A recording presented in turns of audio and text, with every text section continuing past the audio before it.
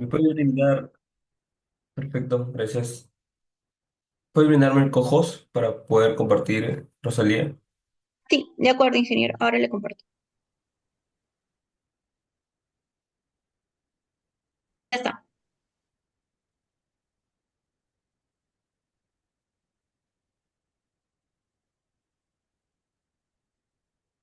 De acuerdo, voy a compartir mi pantalla.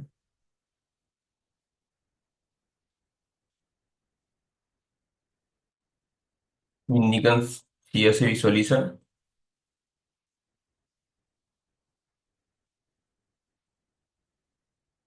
Sí, ya podemos ver su pantalla. Ok, un momento.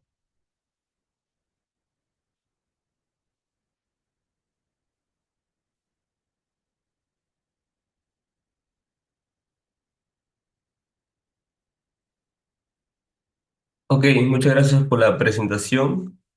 Quien les habla es el ingeniero Nilson Coronado, especialista en suelos y pavimentos en Grupo TDM. En esta ocasión vamos a ver el mejoramiento y lo que va de la mano con la estabilización de su rasante con geosintéticos. Inicialmente debemos definir la subrasante del proyecto para poder estabilizarla o mejorarla. Entonces, este gráfico que pueden ver aquí está en nuestro manual de suelos y pavimentos, creo que la figura 3.1, donde establece un terraplén típico. Un terraplén típico viene conformado de una base del terraplén, cuerpo del terraplén y la corona del terraplén.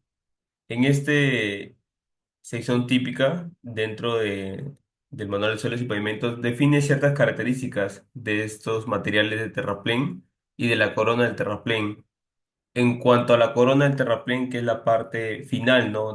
Como tal, el terraplén, comienza a mezclarse el concepto de la corona del terraplén con la subrasante del proyecto, que es lo que conocemos nosotros como la superficie de soporte, ¿no? Del pavimento, que luego viene acompañado con las capas granulares y la capa superficial, que puede ser tanto un afirmado, un pavimento flexible, un pavimento rígido.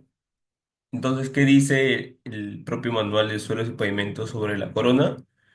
Los suelos por lo menos a 60 centímetros por debajo del nivel de subrasante, o sea, en el top de la subrasante, deben estar constituidos por suelos adecuados y estables con CBR de 6%. En caso de existir suelos pobres o inadecuados, estos serán reemplazados, sustituidos, mejorados o estabilizados según lo que indique el proyectista. Entonces, nuestro propio manual nos está solicitando que al menos los últimos 60 centímetros tengamos colocado el CBR del material que se encuentra ahí en el tema a ese nivel de las subrasantes, los 60 centímetros, tengan esa capacidad, ¿no? De CBR 6%. No me habla mayor detalle en cuanto a características de CBR sobre el cuerpo y la base del terraplén, o sea, las capas inferiores. Entonces, ese es un primer dato.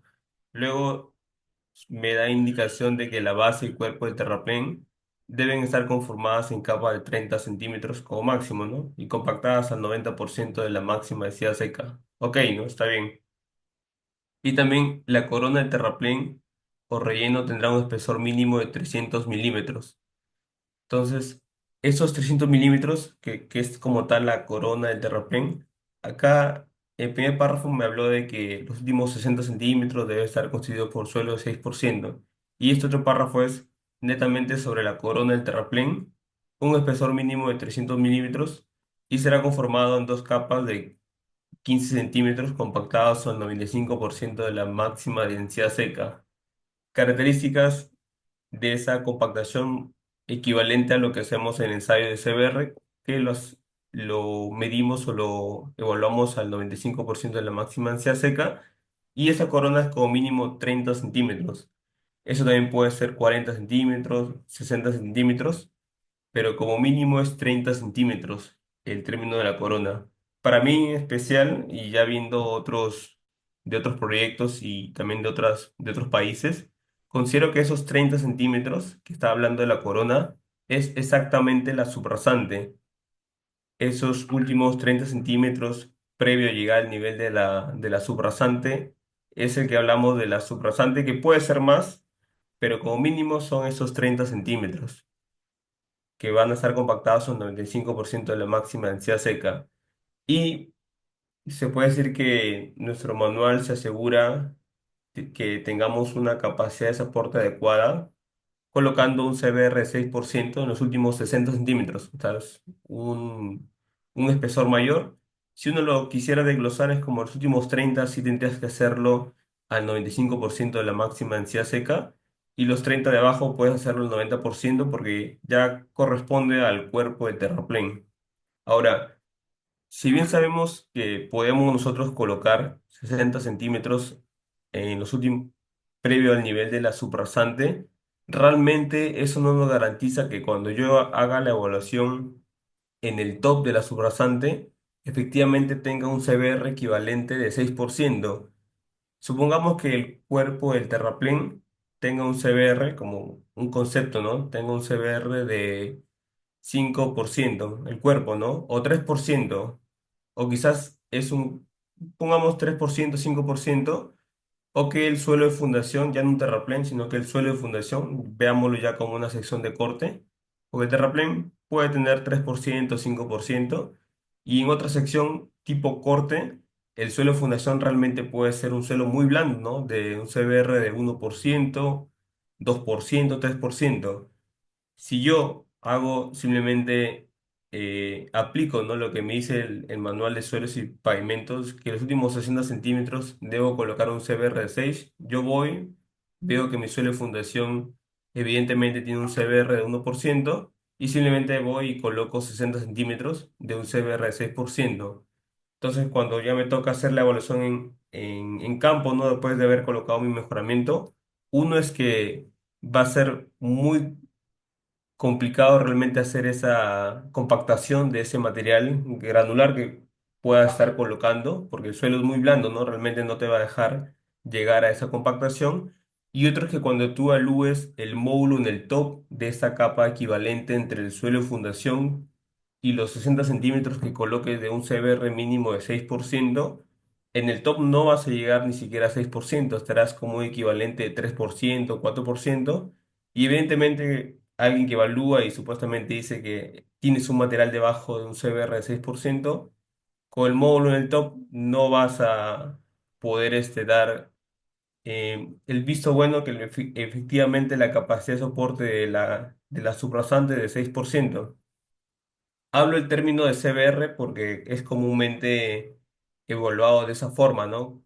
Que como mínimo tiene un CBR de diseño que puede ser 6%, 10%, pero lo real es hablar de módulos, módulos de la subrasante, módulo del suelo de fundación, módulo equivalente, porque al final eso es lo que podemos medir, y eso es lo que actualmente uno puede mandar a hacer de las muestras de la subrasante, del suelo de fundación, el módulo resiliente, y obtener el valor real, ¿no? De la capacidad de resiliencia, ¿no? De estos suelos, y no tener que hacer la conversión del CBR a modo resiliente. Lo ideal es hablar nosotros netamente de módulos y dejar ya de lado el concepto de CBR. Sin embargo, de momento seguimos contrastando la verificación de que la capacidad de soporte del suelo es al menos de 6% a nivel de este concepto de CBR. ¿Hay una consulta? Ok. Entonces, eso es lo que nos va diciendo el manual de suelos y pavimentos. Realmente no nos da mayor detalle de los materiales que conforman el cuerpo de terraplén y la base del terraplén, y basta y es más que suficiente esos 60 centímetros de CBR 6%. Pero como comenté, eso evidentemente cuando midas el módulo en el top va a ser como vas a poder garantizar ese CBR, bueno, el módulo que corresponde al CBR de 6, teniendo también en el cuerpo de terraplén o en el suelo de fundación un material similar, ¿no? Porque si tienes un material que tiene muy baja capacidad, evidentemente cuando hagas el módulo, ¿no? Porque al final una carga vehicular conocemos que podría llegar a influir en la subrasante como una profundidad de hasta 1 metro, 1,50 m. Entonces, 60 centímetros realmente queda corto a la influencia real que puede tener una carga avicular, que puede ser de 1 metro hasta 1,50 m. Entonces, sí influye ese suelo de fundación que está por debajo. Si el suelo de fundación fuera un material de mucho mejor calidad, un CBR de 10, 15, 20, ahí sí no vas a requerir ni siquiera hacer mejoramiento y con el suelo de fundación existente ya de por sí tienes una capacidad de soporte de la subrasante adecuada, ¿no? Para realmente hacer cualquier tipo de pavimento. Entonces, esa influencia que tienen las cargas vehiculares nos hace llegar a pensar que no es suficiente solo esta recomendación que nos hace el Manual de Suelos y Pavimentos, sino que habría que ver cómo garantizamos que el módulo en el top sea el equivalente al CBR6, cómo hacer que esa combinación de estratos de la subrasante sea finalmente esa equivalencia en el top. Y realmente existen muchas formas de estabilizar la subrasante, mejorarla. Pueden ser suelo, cal, cemento, cloruros. En este caso vamos a ver un poco la tecnología de los geosintéticos. Acá para que tengan en cuenta, si solo vemos Perú, solo nos da como un valor referente al CBR en la corona, ¿no? Del 6%. Pero si uno analiza otras normativas de otros países como México, Argentina, Chile, Colombia, por ejemplo, en México tienen la corona, que es la subrasante, con un CBR de 20%. O sea, ellos tienen especificado, o sea, mínimo colocan ese CBR, no colocan algo menor. 20% es 30 centímetros. Y el cuerpo que le llaman subyacente, colocan un CBR de 10%, 70 centímetros. Y lo restante, que es ya el terraplén propiamente dicho, colocan un CBR de 5%. Entonces, yo cuando veo cómo construyen en México, ya de por sí están garantizando lo que para nosotros es un CBR6, con esta estructura que ellos ponen, mínimo tienen ya en el top un CBR de 15% aproximadamente con esta configuración, o mínimo 10 solo por colocar los espesores mínimos que se especifica su normativa de un terraplén, 70 centímetros de una subyacente de CBR10 y 30 centímetros de una corona de CBR20. Con que construyes eso ya garantizas realmente un suelo de muy buena capacidad de soporte, no es súper rasante. En Argentina tenemos un poco cierta diferencia. La subrasante le colocan 10%, los 30 centímetros. El cuerpo del terraplén 5% y la base 3%. En Chile no tienen el concepto de base y cuerpo, simplemente tienen dos partes del terraplén. La base y cuerpo es una sola, le colocan un CBR de 10% y la corona le ponen un CBR de 20%. Y en Colombia sí son más, tienen requisitos menores. El cuerpo y la base con 3% del CBR y la corona con 5. Pero en la práctica sí he visto que colocan también CBR de 10%. No llegan a colocar solo 5%, sino que a nivel de corona sí van y utilizan CBR de 10%. Entonces, supongamos que nuestra normativa se actualizara y nos pedirían las exigencias que tienen México y Chile. Evidentemente, como comenté, colocar ya esa configuración de los terraplenes o esa configuración en una sección de corte ya va a garantizar que mínimo tengamos 6%, pero más, ¿no? El CBR de diseño estaría rondando los 10 a 15% con esta configuración. Y por así decirlo, ya se garantizan, ¿no? Con una buena capacidad de soporte de la subrasante.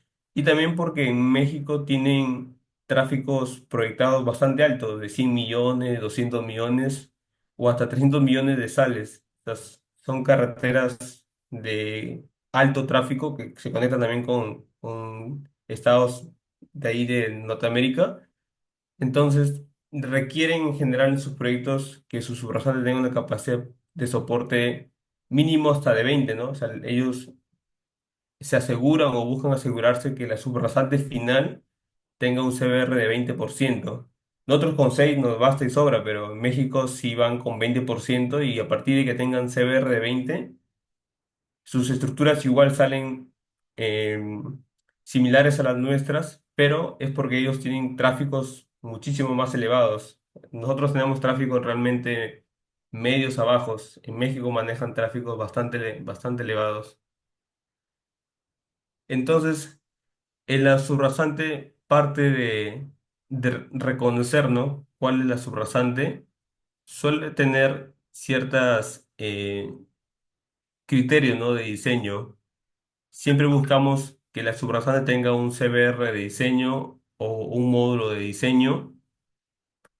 Para poder lograr este CBR de diseño o módulo de diseño, podemos realmente aplicar metodología como ASTO o Ivanov para sacar el módulo en el top. Y evaluar también si inicialmente la subrasante requiere un mejoramiento o estabilización. Mejoramiento en cuanto a poder incrementar la capacidad de soporte y estabilización se comprende como tenemos subrasantes blandas de muy baja capacidad. Entonces ya el concepto ahí cambia que se estabiliza, ¿no? Para que tú puedas al menos construir, ¿no? O poder iniciar las labores de conformación de esa subrasante, porque una subrasante súper blanda entra en la maquinaria y eso se hunde, ¿no? No puede ni siquiera trabajar. Entonces, cuando uno quiere mejorar las capacidades de las subrasantes, tal cual el término mejoramiento, pero cuando quieres al menos lograr conformar y compactar y trabajar en esa subrasante, vamos por el término más llamado de estabilización, ¿no? Y luego a partir de que lo estabilizas hacia adelante es como que sigues mejorando la subrasante sea con estabilizadores o en este caso de los geosintéticos. Para poder determinar el módulo equivalente en el top, como comenté, existe la metodología de Ashto, que es bastante, acá a la derecha hay como una sección típica, ¿no? Tenemos como que la subrasante, el último estrato, 30 centímetros o puede ser un estrato mayor, pero haciendo la figura de que existe un estrato llamado subrasante. Luego el suelo de fundación, estrato de uno, estrato de 2 y diversos estratos. Entonces, ese, cuando uno evalúa en el top cuál es el módulo y si ese módulo es como mínimo el requerido en el proyecto, supongamos que han diseñado para un CBR 10%, tiene un módulo más o menos como de 77, 74 megapascales. Entonces, lo que van a hacer en campo es medir ese módulo y también van a medir la deflexión. O sea, ambos criterios son importantes para ver cuál es el acabado, cuál es la capacidad de soporte de esa subrasante. Entonces, para determinar el módulo en el top, se puede usar la metodología de Ashton, que es la primera ecuación, que prácticamente combina espesores de los estratos con su módulo resiliente. Y con esto ya puedes obtener el módulo equivalente en el top. Este considero que es bastante sencilla, práctica de aplicar. Y la otra metodología que es Ivanov. Este es también bastante interesante cómo determina el módulo combinado de un estrato uno y un estrato 2 siendo el estrato 1 el inferior y el estrato 2 el superior. Entonces, ese estrato, esa es su ecuación, es igual al estrato 2 sobre uno menos, este n es la relación de rigideces en el estrato uno y el estrato 2. Este H1 es el espesor del estrato 2 el estrato superior, y el A es el radio de carga del camión de diseño. O sea, Ivanov involucra al camión de diseño que tú estás utilizando para la construcción de tu terraplén, de tu subrasante, en el cálculo del módulo equivalente. Pero el resto de ecuaciones, el E1, el E2 de cada uno, su módulo de cada uno, también los conoces. Realmente conocer el vehículo de diseño de construcción de un sobrasante se puede estimar o se puede tomar un vehículo de diseño estándar, que es el camión de dos ejes, y la relación de rigideces entre los módulos de cada capa también lo puedes determinar, y H1 que es el espesor del estrato superior, ¿no? El E2. Tú puedes tener 3, 4 estratos y simplemente vuelves a aplicar la misma fórmula de Ivanov. En cambio, en Ashton sí tú puedes combinar todos los estratos a la vez, ¿no? El estrato uno 2 y 3 como que de forma continua. Simplemente amplías la ecuación de 3 al cubo más el módulo del tercero al cubo sobre la sumatoria de los espesores al cubo. Y Banov es más iterativo. el estrato de fundación, con el primer estrato haces un equivalente y vas subiendo hasta llegar al estrato del top, ¿no? Y sacar el módulo del top de la combinación. Y bueno, conociendo el módulo en el top de la suprasante, podemos conocer también cuál es la deflexión que tiene, ¿no? Tu suprasante, ¿no? O cuál es la deflexión que podría llegar a tener. Esta deflexión que se involucra el módulo de Poisson de la suprasante, Q, que es la carga que transmite, en este caso, el vehículo de diseño, y A es el radio de carga del vehículo de diseño. O viceversa, si nosotros usáramos un software de análisis de esfuerzos de formaciones, tú lo que haces es modelar tus capas, capa uno, capa 2 y capa 3. Modelas tus capas, aplicas la carga y lo que te va a dar como resultado son los esfuerzos y las deformaciones. Y como tienes ese resultado, tú puedes retrocalcular cuál era el módulo en el top. Como ya conoces por ese análisis de esfuerzo de formaciones el W, o sea, la deflexión, cuyas son fijos, el Poisson del material de subrasante estimado también puedes definirlo como 0,5, 0,45, 0,4 y puedes, por análisis de esfuerzo de formaciones, sacar el módulo del top. A partir de ese análisis de un software, ¿no? Que te pueda permitir hacer eso. Dentro de los software que puedes aplicar es el software de Kempape, el software MEPADS, el software PeterPape, un software de elementos finitos, Plaxis 2D, RC2. En todos ellos tú puedes modelar directamente las capas, modela las capas, coloca sus rigideces, coloca las cargas y te va a botar la deflexión y tú puedes sacar el módulo del top. O si no usas ningún software, puedes ir por la parte de aplicar estas ecuaciones de determinar el módulo del top. Esta es la de Ashton y esta es la de Ivanov. Y ya, y puedes tener ambos valores, módulo y la deflexión. Aquí en las siguientes imágenes es un software llamado MEPADS, en el cual tú modelas las cargas y puedes tener los esfuerzos y las deflexiones. Entonces, con la deflexión yo puedo retrocalcular el módulo. O sea, puedo hacer el modelar las capas de la subrasante, el mejoramiento, la subrasante como tal, el suelo natural, y puedo determinar con software también el módulo del top y también la deflexión que tiene del top la subrasante. Así diversos, puedes hacerlo modelando una sola rueda, puedes modelar dos ruedas, te da tanto los esfuerzos que se están distribuyendo como la deformación. Acá diversos casos, ¿no? Simplemente son ejemplos. Es bastante rápido usar el software, no es casi, tienes las cargas típicas, las capas, le pones sus módulos, sus espesores, modelas y ya te bota el resultado de la deflexión y los esfuerzos ya en las subrasantes, ¿no? Los esfuerzos en Z, ¿no? A nivel de profundidad.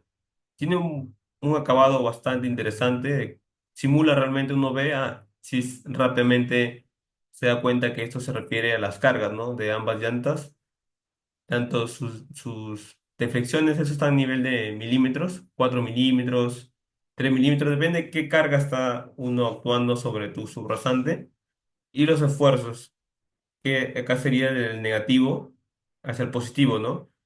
El negativo sería 768 kilopascales, que hay veces hay camiones pesados que tienen esa presión de llantas, ¿no? Entonces, se puede simular con un software, determinar la deflexión y a partir de tener la deflexión, yo puedo sacar el módulo del top a partir de la información del software, pero yo tengo que hacer mis verificaciones con las ecuaciones que conozco de Ashton y de Ivanov. Con esto yo puedo indicar que evidentemente mi subrasante tiene esa capacidad de soporte de diseño solicitada, tiene el módulo equivalente al CBR de diseño, ¿no? Porque al final lo que tú mides es módulo, no vas a llegar a medir en campo el CBR en el top, ¿no? No puedes hacer eso. Tú vas a medir un módulo y con las correlaciones que conocemos que se utilizan, vas a transformarlo a CBR. pero al final, hasta en el diseño de pavimentos tú ingresas módulos, tú no ingresas CBR, simplemente es por un tema de que no hacemos el ensayo como tal de modo resiliente frecuentemente, sino que hacemos CBR y confiamos que en la correlación que utilicemos llegue a asemejarse a lo que realmente le está, el módulo que se está produciendo en la subrasante, confiamos en que esa correlación pueda lograr esa equivalencia. Si no lo hace, finalmente estamos subdimensionando o sobredimensionando. Finalmente, el modo resiliente es un resultado de esfuerzos que es a partir de la aplicación de las cargas, también interviene la estructura del pavimento y finalmente las cargas que llegan a la subrasante. Entonces, interviene mucho el pavimento y sus espesores y las cargas. Entonces, las correlaciones nos ayudan, sí, pero realmente hay un ensayo que puede llegar a simular eso y darte el valor real, ¿no? El correcto.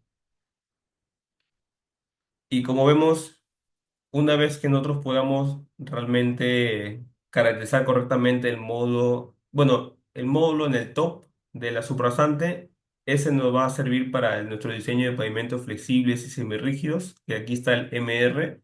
Finalmente, no ingresa el CBR, nosotros tenemos que transformar nuestros valores a módulo resiliente. Entonces, como ya hemos definido el módulo en el top, eso yo ya lo puedo ingresar directamente aquí, ¿no? Al diseño del pavimento flexible. Bueno, hay pasos previos que es el tema de sectorización de la subrasante, sectores homogéneos, bueno, donde puedes hacer todo eso, pero con tus módulos equivalentes en el top, ya puedes aquí entrar a tu diseño de pavimento flexible y semirrígido. De igual forma, en el pavimento rígido, ingresa aquí en el módulo de reacción de la subrasante, que es una combinación tanto de la subrasante como de la capa de su base granular, pero si tú inicias teniendo un módulo incorrecto de la subrasante, este valor de K, que es el combinado entre la subrasante y la capa granular, puede salir un valor bastante bajo, un valor bastante alto. Y lo que hace es intervenir en el espesor de la losa de concreto. Puede ser una losa mucho más robusta, porque el valor que obtuviste era mucho menor, o más delgada, porque el módulo del top que asumiste de la subrasante era mucho más alto y te va a salir un espesor de losa más corta. Entonces, es muy importante realmente hacer esta correcta caracterización de la subrasante y hasta también ser conservador. Entonces, interviene bastante, ¿no? Realmente hacer una correcta caracterización y también realmente cumplir con lo solicitado en cuanto a módulos, bueno, CBRs o módulos. Entonces, si logramos hacer eso correctamente, evidentemente vamos a tener un diseño de pavimentos más realista de lo que puede suceder lo puede suceder al pavimento, pero igual este enfoque es con ASHTO 93, ¿no?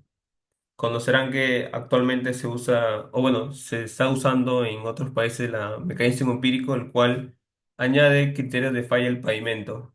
Pero bueno, nosotros de momento en Perú está con ASHTO 93 y bueno, para al menos con esa metodología hacer un diseño correcto, hay que ir haciendo esta caracterización del subrasante.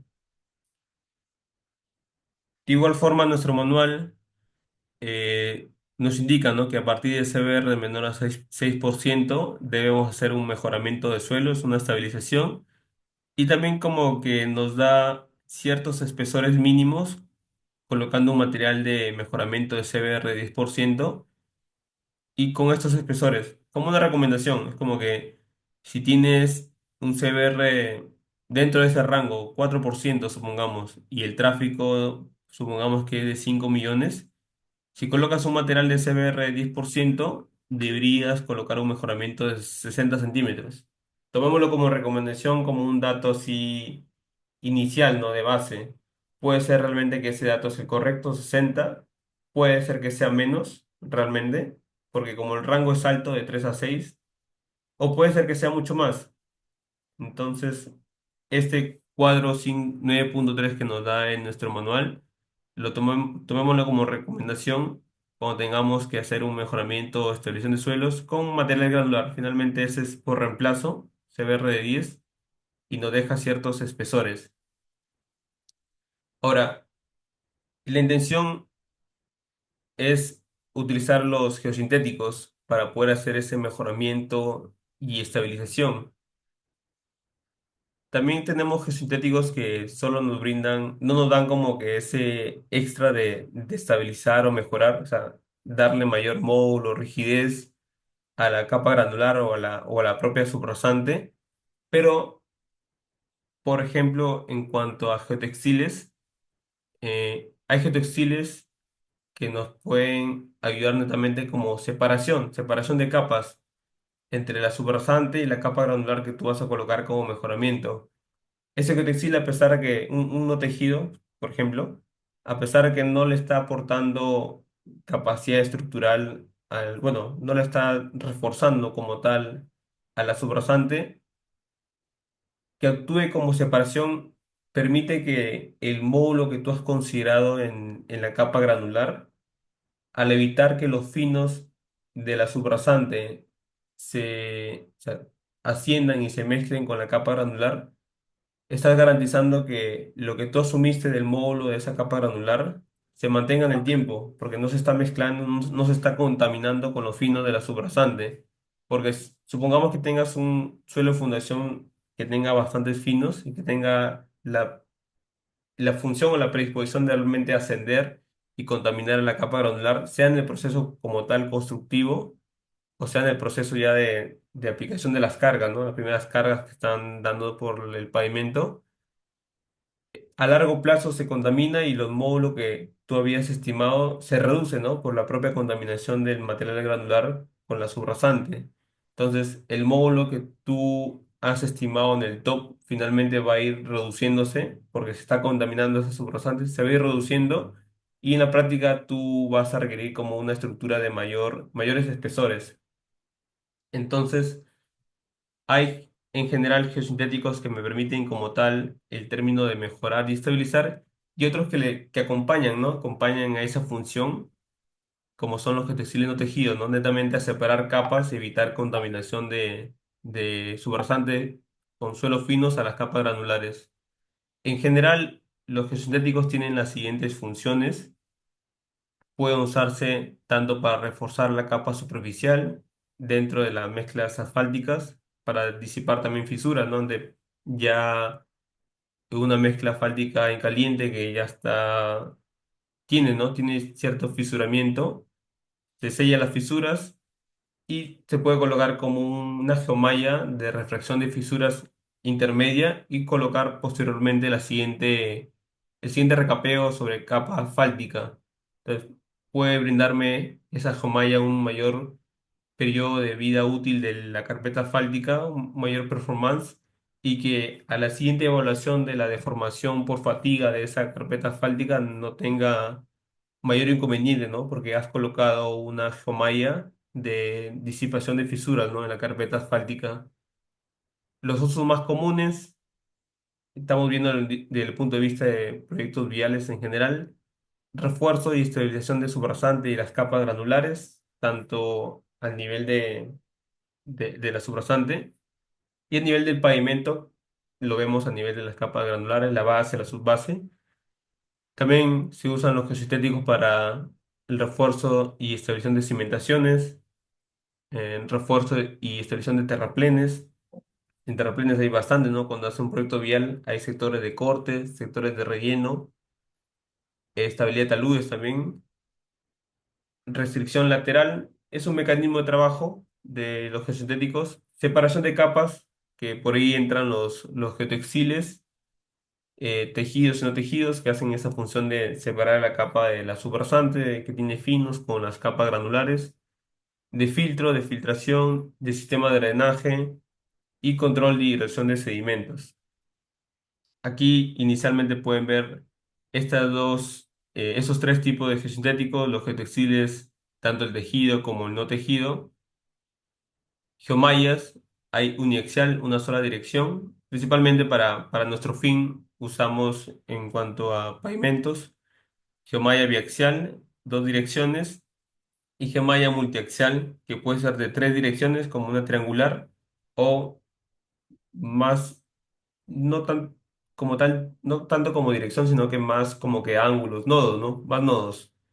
Este tiene tres nodos, el acá tiene como si fuera dos nodos, dos direcciones, tres direcciones, y luego hay no una cuarta dirección, pero se observa que tiene una figura geométrica de mucho mayor nodos, que son otras jomayas, pero un mínimo multiaxiales a partir de tres. Tres, cuatro nodos, seis nodos, son ya en general multiaxiales. Y las geoceldas, las que se muestran aquí, son las de HDP, de polipropileno de alta tenacidad. Entonces, esos tres elementos nosotros podemos usar para estabilizar y mejorar la subrasante, que es en este caso la de esta presentación. Un ejemplo, cómo se usan los tres elementos. Pueden ver aquí una subrasante saturada. El nivel freático está casi en el nivel de superficie. Que entre una maquinaria aquí se va a hundir, no, ni siquiera va a poder hacer su trabajo de conformación, va a encontrar el nivel freático.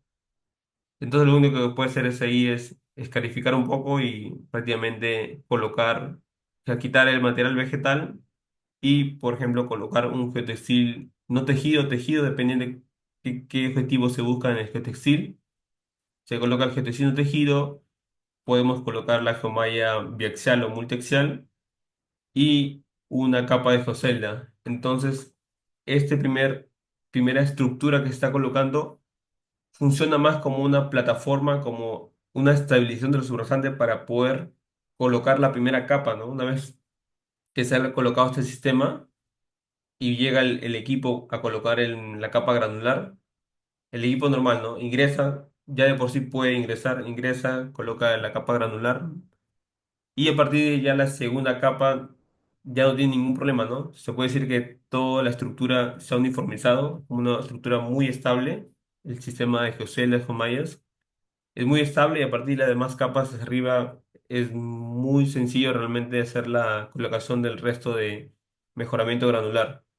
Pero si directamente quisiera aquí, supongamos que solo coloco un getecino tejido, solo para evitar la filtración de este nivel freático, ¿no? Del agua, y entra a la maquinaria a hacer la colocación de material granular, eso se va a hundir, ¿no? Porque finalmente no hay nada que lo está estabilizando este camino. Sigue siendo simplemente es colocar el textil para evitar esa filtración del agua, pero sigues teniendo una subrasante de una capacidad muy blanda. Entonces, puedes usar una combinación del sistema de Geomaya con GeoCelda o puedes directamente solo usar Geomaya o solo usar GeoCelda. Este ejemplo es una combinación, ¿no? De ambos, de los tres geosintéticos, Geotextil, Geomaya y GeoCelda. Y es realmente también bastante sencillo hacer la instalación.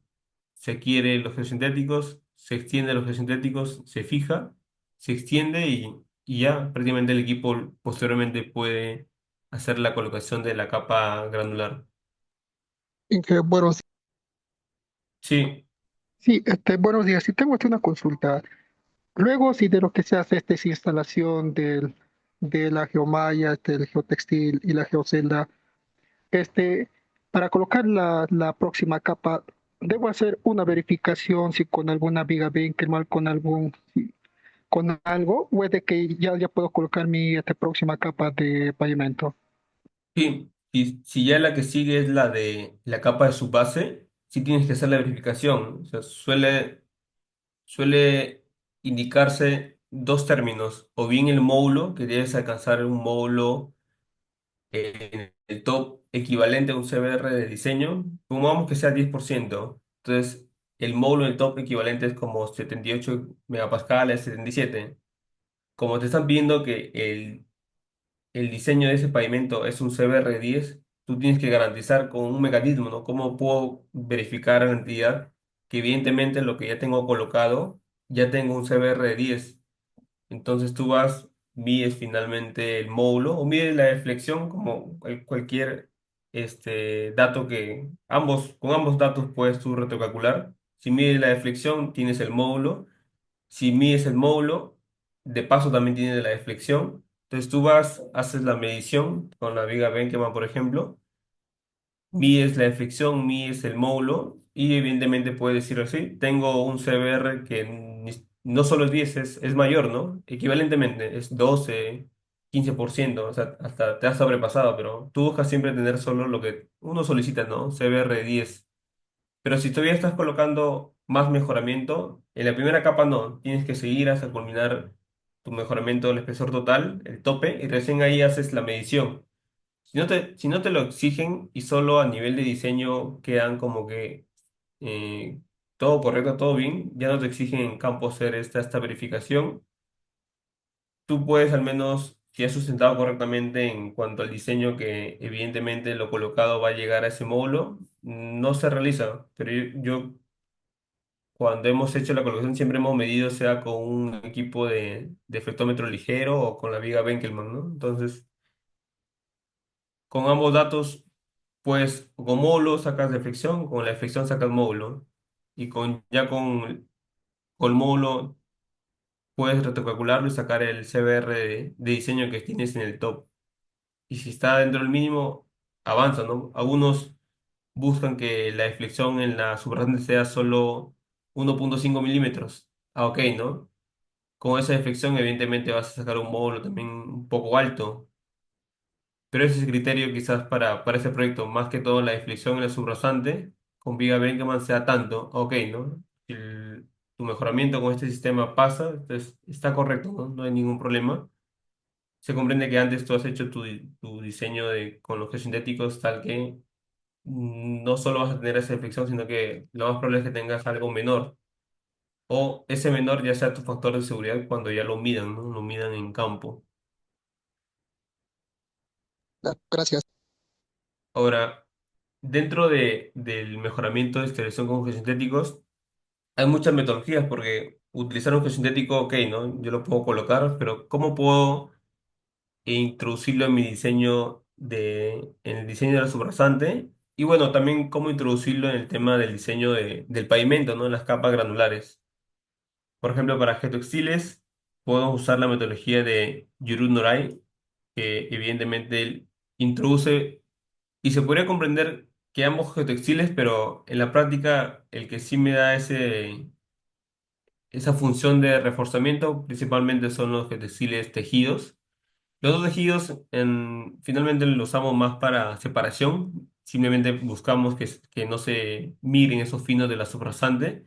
Entonces, Yuru Norai nos permite tener una ecuación para poder integrar el efecto de membrana tensionada de los geotextiles y terminar un espesor tal que, reforzándolo con geotextil tejido, solo requiero tal espesor.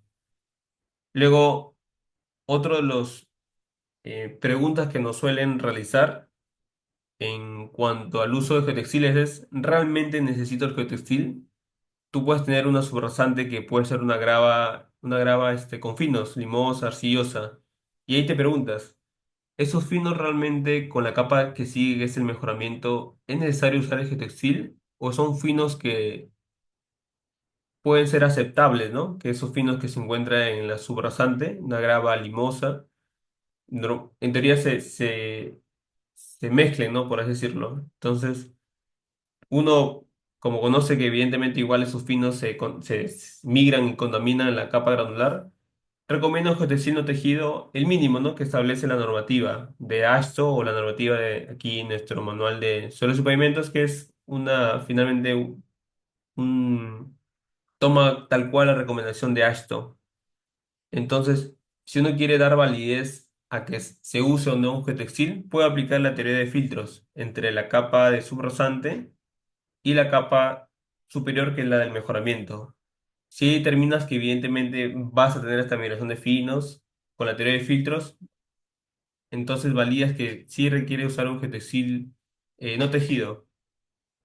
Y si no, también el mismo teoría de filtros te va a decir que no es necesario, ¿no? Realmente que uses el geotextil. Y tú lo coloques es como, ok, ¿no? Está dándole una mayor seguridad al diseño. Aparte, es económico. Realmente usar un geotextil tejido no es caro realmente. Pero también te pueden surgir esa pregunta, ¿no? Esa consulta, ¿no? Que lo coloques tiene sustento, y tú lo puedes hacer el sustento, sabiendo que si es necesario porque has hecho la verificación, lo colocas, ¿no? Si lo piden, acá lo tienes, ¿no? Lo anexas. Otra metodología es con Ashto Ivanov, porque esto es específicamente para determinar el Yuru-no-Rai el espesor, no el H. Es como que ya te da directamente el espesor. Pero luego tú puedes integrar cuál es el aporte del geotextil tejido, en este caso, con un módulo que se le denomina el MIF, ¿no? El incremento de la rigidez de la capa granular.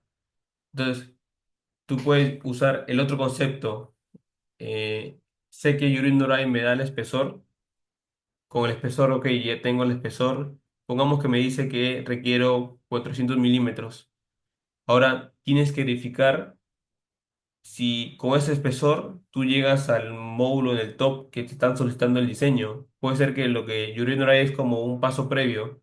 Te dice que para que las subrasantes no tengan ningún inconveniente de, por ejemplo, de abollamiento o de tensión, supongamos, debes colocar como mínimo ese espesor para que no rompa, no genere ese en el vehículo de diseño segunda, por así decirlo. Te da un espesor. Pero luego tú tienes que igual verificar el módulo del top que se genera del sistema de la capa granular, eje sintético y bueno, también el suelo natural, ¿no? La subrasante inicial. Entonces ahí tú puedes ingresar con Astro y con Ivanov, porque al final lo que uno hace es, ok, ¿no? ¿Cuál es el incremento de rigidez que le estoy dando a mi capa granular?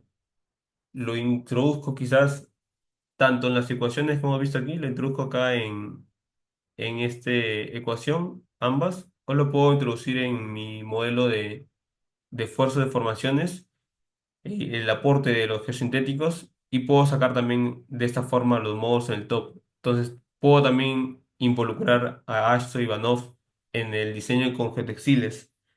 De igual forma, en Geomayas tenemos a Yurut Han de 2004 y también puedo involucrar a Ashto y a Ivanov.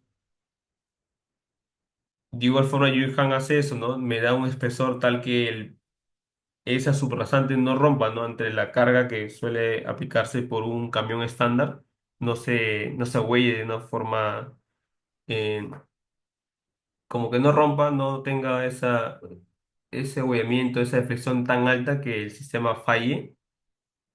Me da un espesor, pero yo siempre tengo que verificar si ese espesor es suficiente para garantizar mi deflexión y mi módulo del tom. Y mezclo, introduzco a Ashto y a Ivanov. Con geoceldas también tengo a Pocarel y Han, o Yuri Han modificado, porque al final Pocarel usa la ecuación de Yuri Han de Geomayas para extenderla e involucrar las geoceldas, iniciando el concepto inicial de la ecuación de Yuri Han, Pocarel Han. También está un autor de Brasil que es Avesani Neto para diseñar con geoceldas.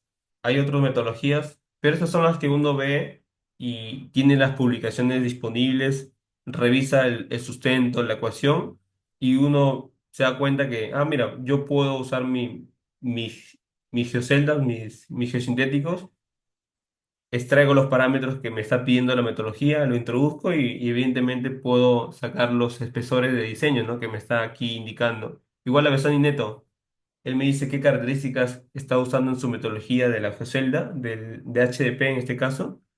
Yo como las tengo porque tengo mis fichas técnicas, puedo introducirlas en el diseño de Besani Neto y puedo también determinar los espesores de mejoramiento. Y igual, siempre involucrar a Astro Ivanov porque lo que a mí me miden son deflexiones o me miden módulos. Lo otro es el sustento de por qué ese espesor, ¿no? ¿Por qué como mínimo debo colocar, no sé, 500 milímetros? Es porque o bien tengo el sustento de Pocarel o Besani Neto en geoceldas, o bien tengo el sustento de Yuri Han en Geomayas, o bien tengo el sustento de geotextiles en Yuri Norai. Y suele siempre darse que ese espesor es justo el adecuado para cumplir la deflexión y el módulo, o estamos cerca, faltan quizás 10 centímetros más para que ya cumpla también mi requisito, que finalmente es lo que me miden, ¿no? El módulo y la deflexión. Pero es una base, porque uno no suele como que lanzarse con un espesor y decir, yo necesito 60 centímetros. Visualmente es un espesor alto, ¿no? Tanto entonces comienzas a usar los geosintéticos para llegar a reducirlo y solo llegar a plantear 30 centímetros, 20 centímetros. Y hay metodologías libres, ¿no? Realmente Yuruhan son libres, uno los puede revisar, extraer la información de sus fichas técnicas de sus geosintéticos y aplicar tal cual la metodología. Un poco más de información acerca de los geotextiles tejidos y no tejidos. Las fibras que lo conforman son poliéster, polipropileno u otros polímeros que de origen vegetal también. Realmente hay varios tipos, ¿no?, de geotextiles que garanticen características de funcionalidad, resistencia, estabilidad, de acuerdo al uso que se le va a dar en el proyecto, ¿no? Separación de capas, filtración, drenaje. Depende del uso del proyecto, te va a requerir la normativa ciertas características. ¿Cuál es el estándar? Que tanto en Perú, Chile y otras normas tal cual lo tenemos, ¿no? No hemos hecho en general grandes cambios. Es el Elasto M288, especificación estándar para geotextiles para aplicaciones en carreteras. Acá tengo como un artículo que simplemente que hablan sobre este Elasto M288 y por ahí también van dejando las tablitas, ¿no?, del Elasto M288, las clases, clase uno, clase 2 y clase 3 de geotextiles, tanto los tejidos como los no tejidos. O sea, detalla un poco, habla un poco sobre estas propiedades, estas características que deben cumplir y qué uso específico.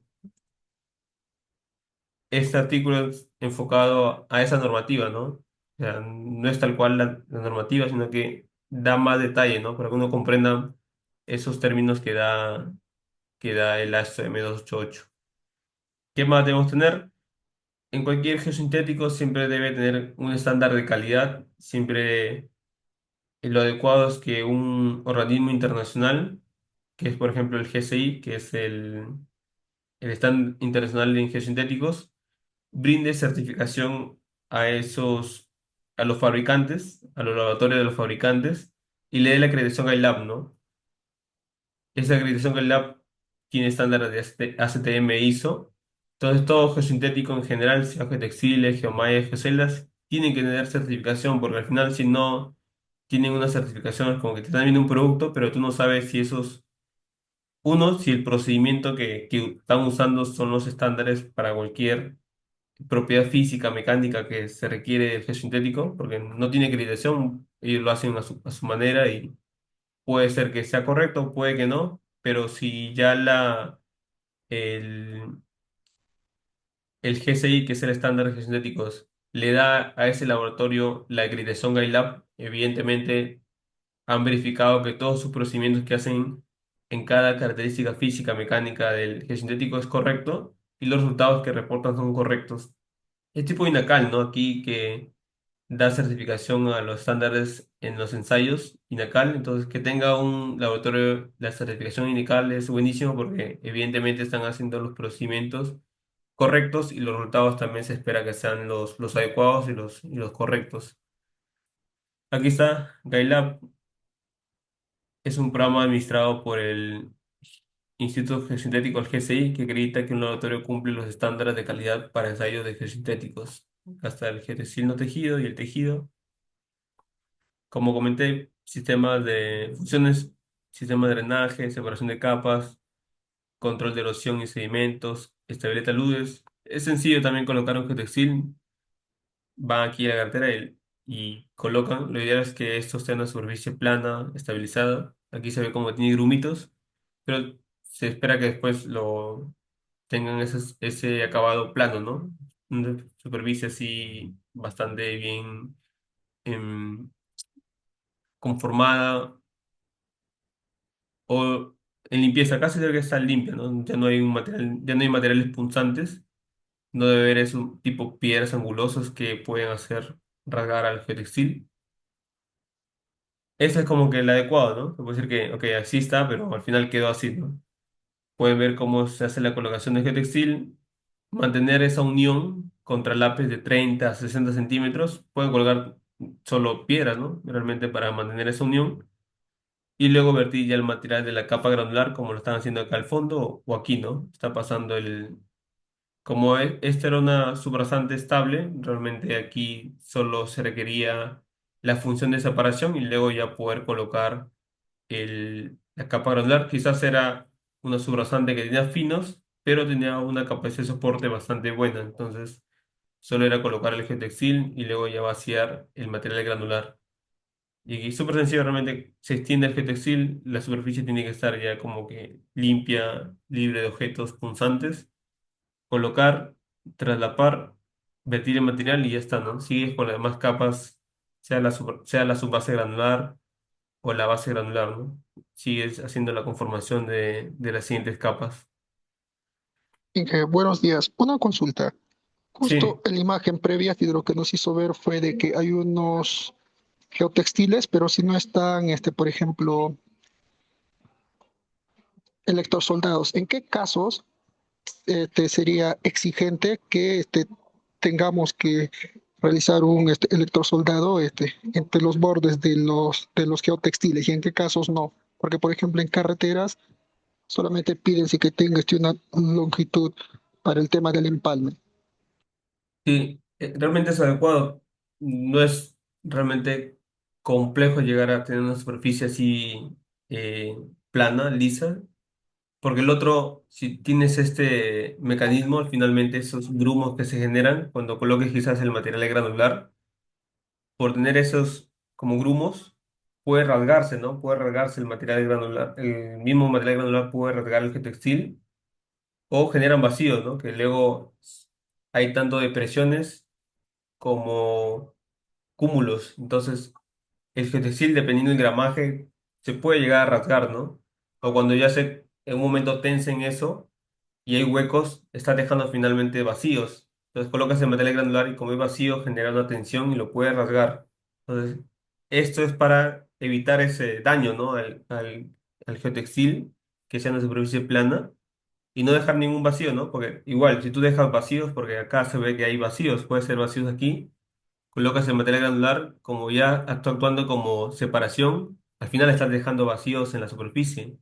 Y eso hace que al final, cuando comienzas a hacer las cargas, encuentras este vacío y ahí comienza a generarse ese hundimiento de todo, ¿no? De la capa granular, de la subbase granular. Todo va por ahí porque ahí has dejado huecos. Entonces, este es el adecuado, ¿no? Dejar esa superficie lisa. Colocar el geotextil y bueno, el empalme que con piedritas.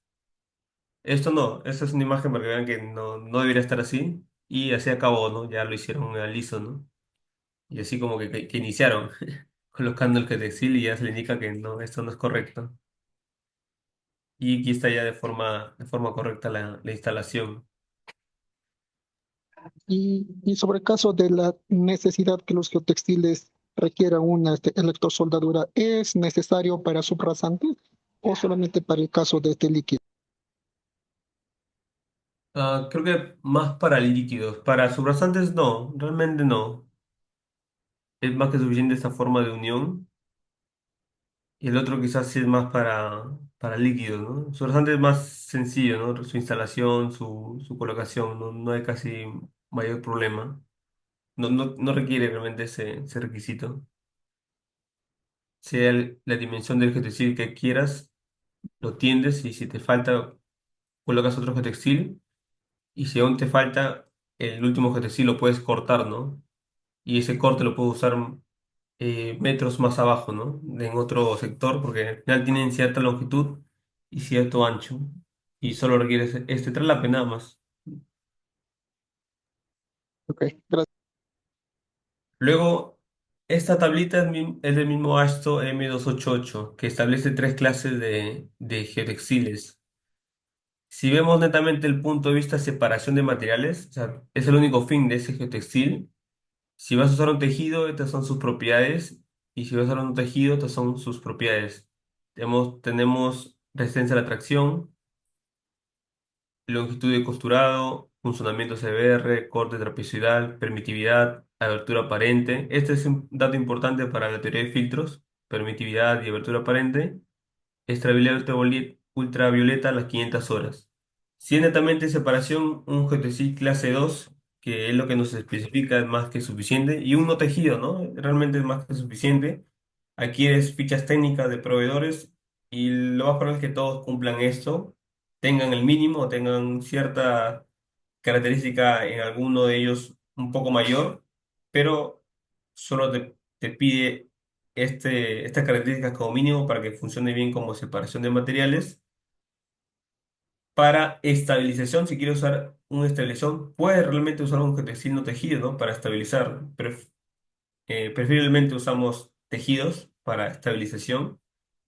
Y, y si es tejido, acá están sus propiedades. Tienes que tener como mínimo esto si vas a colocar, no por cómo es el funcionamiento del proveedor, sino porque la misma normativa te pide un valor mínimo, ¿no? No puedes, puede ser que te cumpla con valores menores el espesor de mejoramiento, pero la normativa dice que te lo van a revisar tus fichas, ¿no? Si tienen lo mínimo que establece la normativa. Entonces, eso es lo mínimo y si tienes mejores propiedades, evidentemente es un mejor producto, ¿no? Geosintético y a lo que tú haces tu diseño del espesor de mejoramiento con el que te tejido, te puede resultar un espesor menor, ¿no? Porque estás usando textiles de mejor calidad.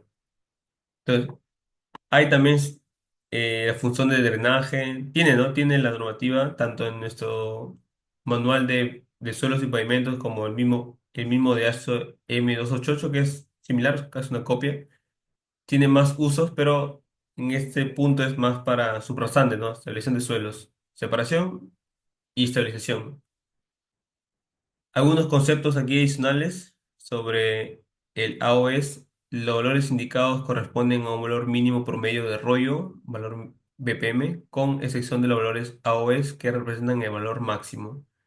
Uno puede llegar a usar realmente un geotextil clase 3, sea en este uso de separación, más que todo separación, ¿no? Porque ya de estabilización no va a llegar, eso ya no llega ya. No, no hay forma de que uses un clase 3 para estabilizar.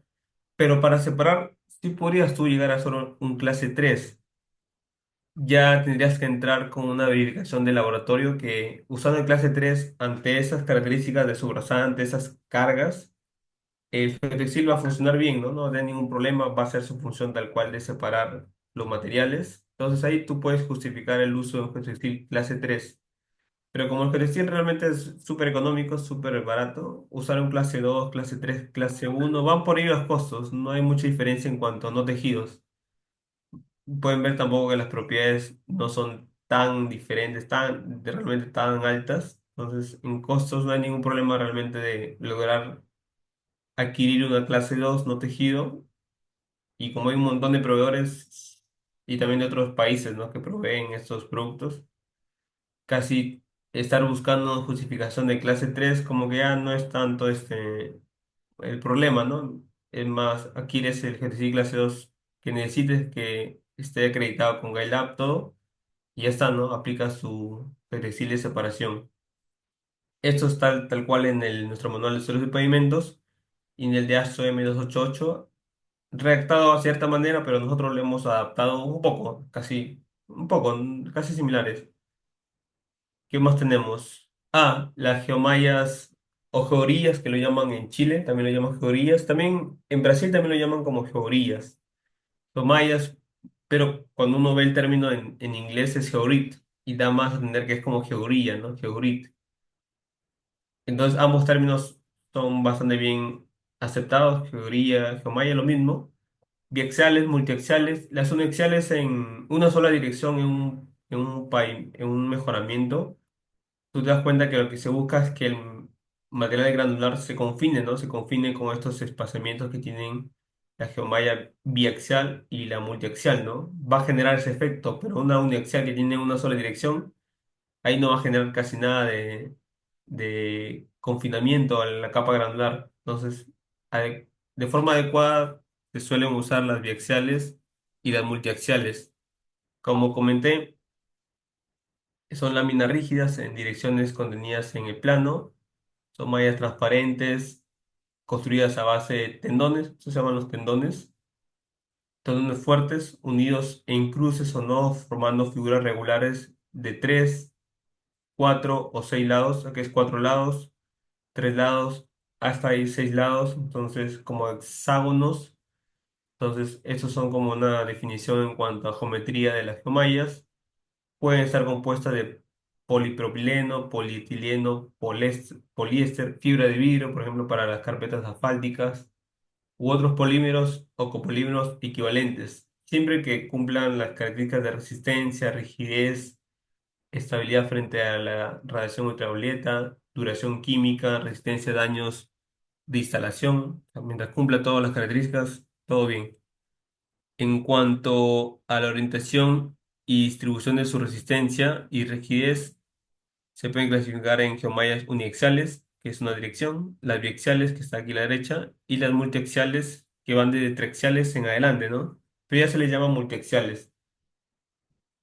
Principalmente usamos las triaxiales, que son estas, pero también existen otros modelos ya propio de cada proveedor, ¿no? Si tiene alguna otra configuración.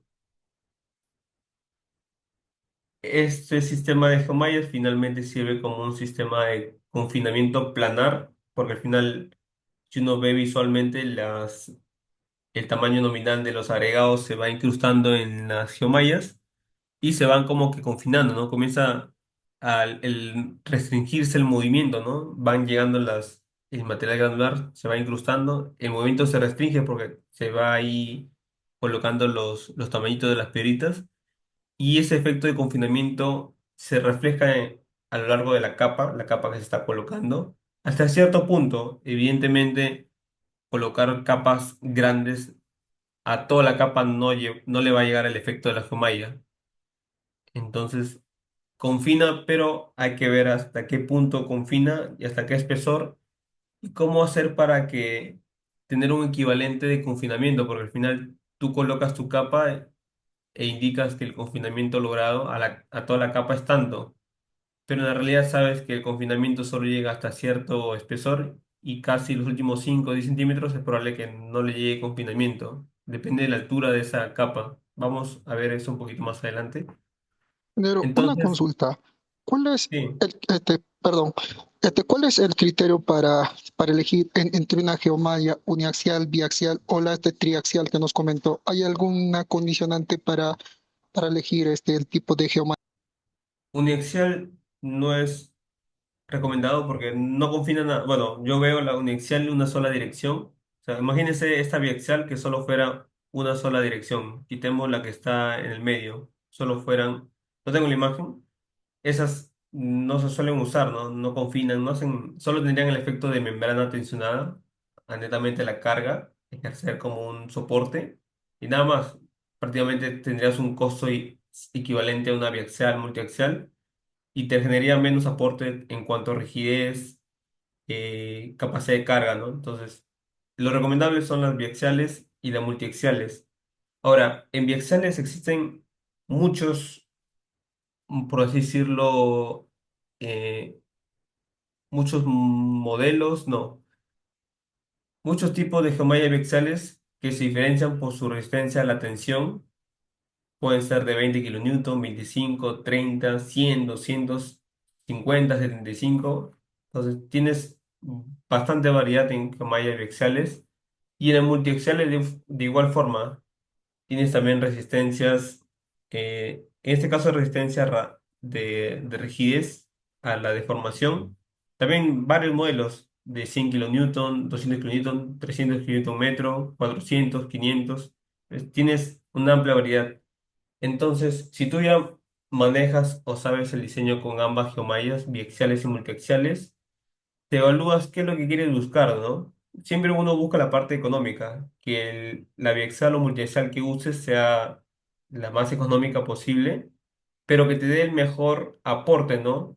Y en cómo visualizamos el aporte, uno cumpliendo los requisitos de módulo que nos solicitan, módulo y de flexión, y otro es, eso es principalmente, y otro que también te reduzcan espesores, porque al final lo que buscamos es que si hay un mejoramiento planteado solo con material granular, usando este sistema, garantizo también los mismos módulos que se está haciendo con capa granular, netamente material de cantera.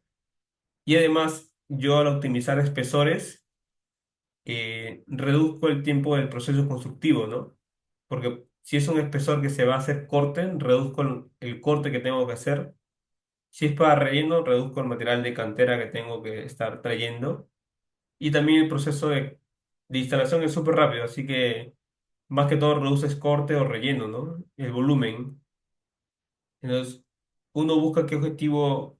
desea, porque si no buscas como optimizar eso en cuanto a costos en general, tú puedes ir colocando el material granular, el espesor que te salga, 60 80 centímetros, y ya está, ¿no? Porque tu objetivo realmente no fue optimizar el proyecto, ¿no? O estabilizar sabiendo que colocar una capa granular en un suelo blando van a tener muchos problemas al inicio, en las primeras capas, o quizás ni siquiera van a poder hacer la construcción. Entonces, va también por ahí que, ok, ¿no? Voy a usar el sistema de geosintéticos para conformar mi plataforma de trabajo y luego quizás tú puedes seguir colocando material granular, ¿no? Pero al menos puedes ya entrar a hacer tu trabajo de conformación de los subrasantes con una primera capa de geosintéticos. Pero si ese no es el problema y no tienen problema en colocar material granular, ok, ¿no? Pero si tú buscas optimizar el proyecto, reducir costos y realmente buscar una subrogante mucho más estable, porque ahorita vamos a ver los mecanismos de trabajo. Estos sistemas realmente distribuyen los esfuerzos que llegan por parte del pavimento, llegan aquí a la capa de granular con la geomalla y encuentran como una tipo, bueno, tal cual, ¿no? Visualmente es como una malla, ¿no? Encuentran un área así más distribuida, más rigidizada por el sistema capa granular Geomalla. Entonces, como encuentran ese sistema como esa base, el esfuerzo que va llegando se distribuye más y a la subrasante final ya le llega mucho menos esfuerzos, generan menores deflexiones. Y si tú haces también la verificación mecanista de la deformación permanente de la subrasante, vas a ver que obtienes mejores resultados. O si quieres verificar que a 15 20 años cumple el criterio de deformación permanente, lo va a cumplir, ¿no? Porque también estás apoyando con el sistema de mejoramiento de subrasante con geosintéticos en que ese criterio, cuando lo evalúes, también lo cumpla, ¿no? La deformación permanente. Entonces, ambos son buenos. Tienes que evaluar en costo cuál te genera más beneficio. Si tienes una biaxial disponible en stock y el costo y la reducción que genera en tu espesor es el mismo que la multiaxial, entonces ahí te va a beneficiar la biaxial. Principalmente la que te va a dar más beneficios es la multiaxial porque te puedo decir que el confinamiento es en un área mucho menor, como triangular, en cambio la biaxial prácticamente permite que pueda ingresar más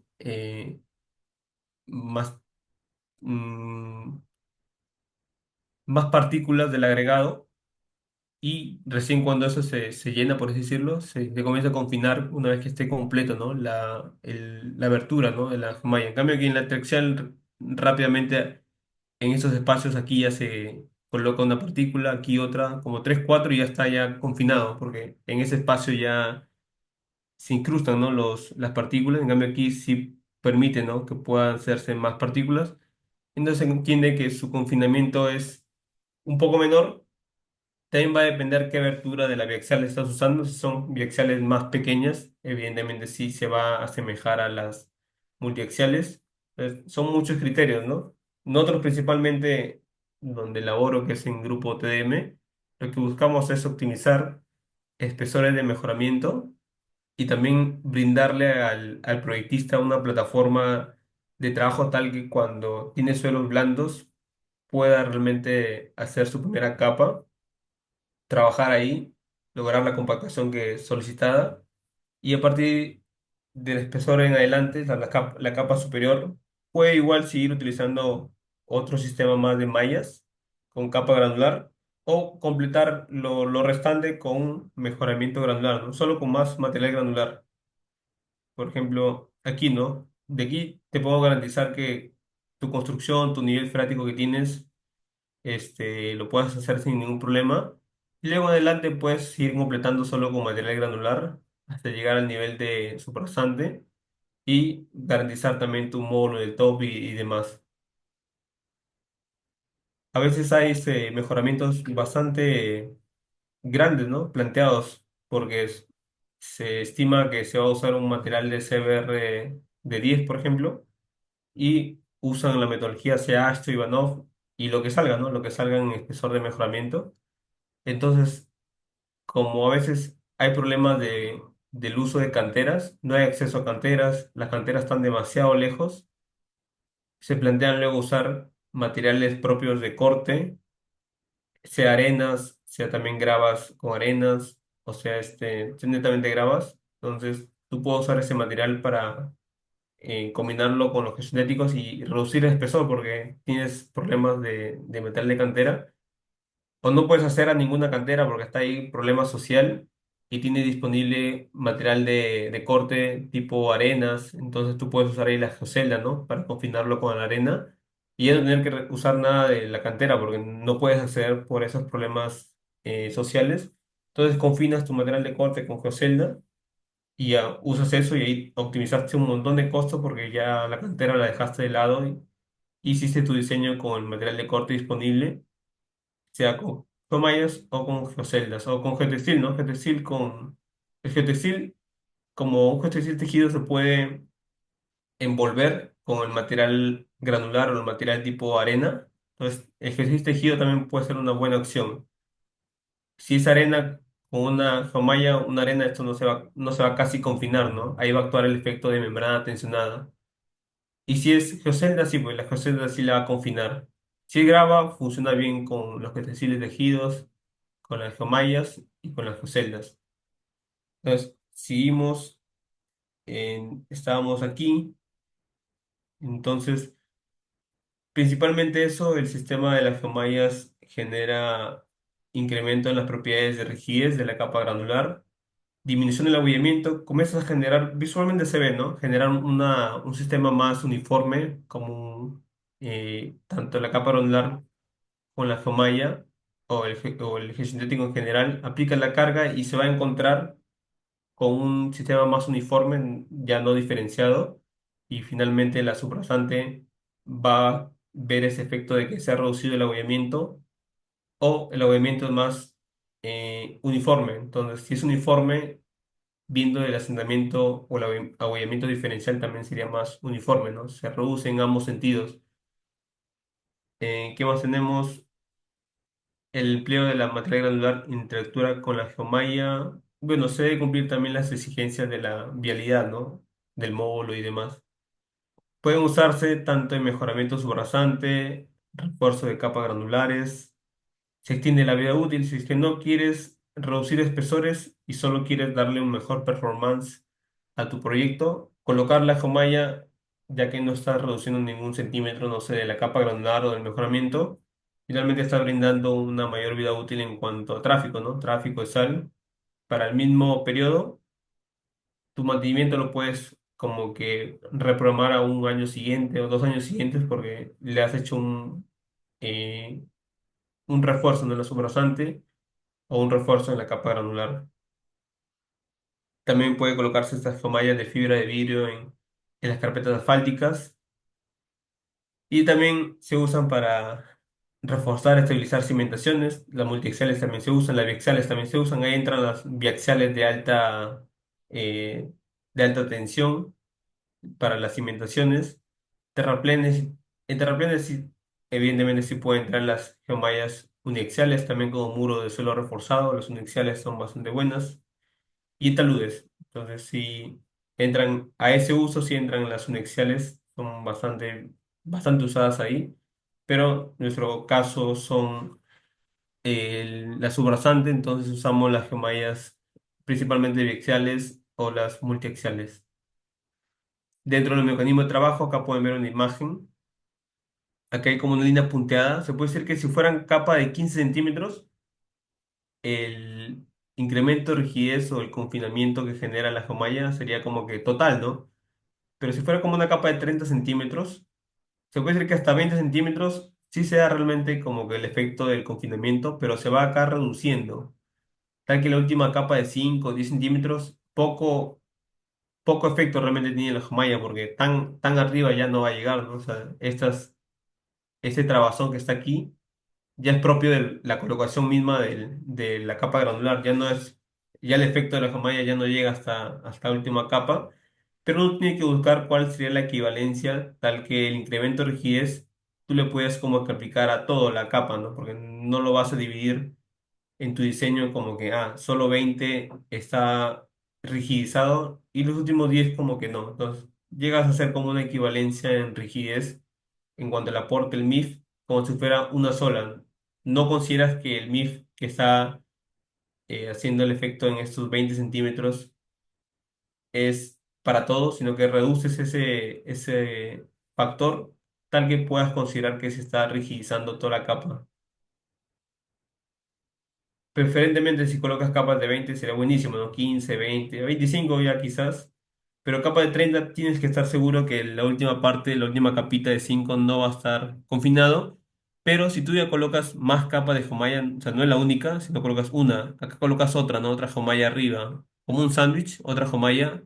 Ahí sí ten seguro que evidentemente esa Homaya puede aportar de cierta manera rigidez a la capa I que ya no llega a la primera geomalla, sino que la segunda por ahí le puede aportar esa rigidez que esté faltando y ya garantizas que evidentemente el confinamiento es total, ¿no? En toda la capa. Si son capas de 20 con geomalla, excelente, ¿no? Realmente estás confinando tantos inferiormente y aunque superiormente no estés como que confinando hacia abajo porque eso ya está colocado cierta, cierto confinamiento lo puede generar, ¿no? Como unos cuantos centímetros. Pero ya, al menos estás colocando un sistema tipo sándwich de que está reforzado con las mallas.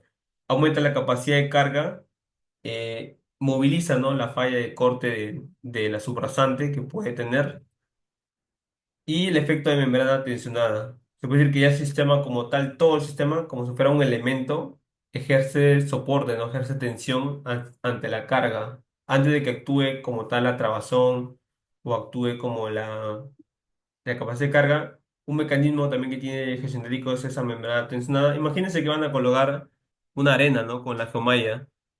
Ahí la arena con la Jomaya no va a generarse como tal el efecto de confinamiento, ¿no? Esa arena no, casi no se va a confinar poco, pero no es tan sustancial. Capacidad de carga sí, sí también va a tener, pero principalmente el efecto ahí que va a usarse y que va a tener la geomalla va a ser más como membrana tensionada, ¿no? De la aplicación de carga, todo el sistema va a ejercer un soporte, ¿no? Hacia la estructura. Y aquí tenemos las biaxiales, pueden ver aquí tienen los agregados, se van, depende del tamaño también del agregado, se van combinando. Y las multiaxiales, ¿no? Con menos agregados, evidentemente se genera ese confinamiento. Luego tenemos las geoceldas, vemos acá el grafiquito, es como un confinamiento tridimensional, ¿no? Tú colocas un relleno aquí y todo el relleno va a estar confinado. Ya no es como la geomalla que solo es en la base, sino que aquí el confinamiento es total. Y si tú quieres lograr un mayor o mejor confinamiento, la abertura de la geocelda, igual que la geomalla, tiene que ser de posible lo más pequeño posible tal que puedas ahí confinar como tres piedritas, por así decirlo, y buscar como que el tamaño de los gesellas sea lo más pequeño posible, tampoco tan pequeño, pero lo más pequeño posible, porque si colocas ya gesellas muy grandes en cuanto a abertura, ¿qué vas a confinar ahí? Si prácticamente ya no actúa como el efecto de confinamiento, sino como un efecto más de tipo membrana tensionada, ¿no? Donde la carga que apliques aquí en la parte superior, ese ejerce el soporte pero ya como es tan grande, se confina, pero como es enorme la abertura, ¿para qué? Por así decirlo. Entonces se busca también que la abertura sea no tan grande, tal que sí genere ese efecto de confinamiento, ¿no? En la capa granular. Entonces, principalmente las celdas están fabricadas de polietileno de alta densidad, HDP, pero luego de por sí hay otros polímeros o copolímeros equivalentes. Siempre que cumplan los requisitos de resistencia mecánica, resistencia a la soldadura, rigidez, estabilización frente a la radiación ultravioleta, durabilidad química, resistencia a daños durante la instalación. Visualmente es como un panal de abeja, ¿no? Un sistema tridimensional. Puede estar relleno de material tipo suelo, o sea, puedes hacer mejoramiento del propio suelo con las geoceldas, o sea, no hay ningún problema porque tal cual se hace también el sistema de confinamiento con el suelo que tienes disponible. También se puede colocar concreto. Puede esto reemplazar a una losa de concreto de 10 centímetros, puede reemplazarla con el sistema de celda con concreto. Para canales, para taludes, control de erosión, tiene también sus usos. Realmente tiene muchos usos las celdas. Puedes también colocar un suelo vegetado, como si fuera una superficie visualmente, como que tiene, puedes colocar acá ese suelo que puedes colocar ahí vegetación con la celda. Y bueno, son dentro del material de relleno que se puede colocar. Como comenté, las geoceldas también brindan una mejora en la rigidez, en la resistencia y baja deformabilidad ante las cargas vehiculares. Acá sí también, evidentemente, al ser una estructura tridimensional, acá sí todo el mejoramiento con el relleno. Tienes la altura completa, ¿no? De los 20, 25 centímetros de la celda. Las celdas pueden ser de 10, 15, 20, 25, 30 centímetros de altura, pero ahí sí te das cuenta que como todo está confinado, cuando apliques la carga va a ver que se encuentra ante la estructura de esa como plataforma y va a distribuirse hasta también donde llegue, ¿no? Porque una carga evidentemente no se va a destruir en todo, a lo largo de todo el sistema de geoceldas con relleno, sino que ante la carga vehicular, la circular, se distribuye de forma tipo trapezoidal y en ese trapezo que llega hacia los rasante encuentra la geocelda y ve que todo el sistema es como uniforme, entonces en todo igualmente se extiende, ¿no? Ok, no he encontrado un área también uniforme, se extiende su efecto, los esfuerzos que van llegando a la geocelda y a la subrasante que está por debajo prácticamente le llega muy poco esfuerzo, ¿no? Y si se generan deformaciones también será muy poco porque todo el sistema está a la misma altura, está como que estabilizado, está como reforzado. Entonces, el sistema de geselas es muy interesante, ¿no? Para mí, si junto con las jomayas, si la combinas, es muy bueno, ¿no? Generar rigidez tanto en la base como un confinamiento total de toda la capa granular. Este es un camino minero, así que están ahí colocando las celdas y luego están ya vaciando la capa granular. Siempre se suele colocar como 5 a 10 centímetros extra del material granular.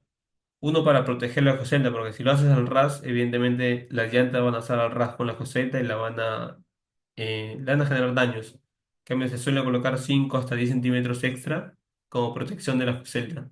Compactas y luego colocas quizás otra capa de joseta y igual forma 5 a 10 centímetros extra, no adicional. Tiene similares funciones en cuanto a subrasantes y pavimentos, las celdas, mejoramiento de la subrasante, optimización de capas granulares.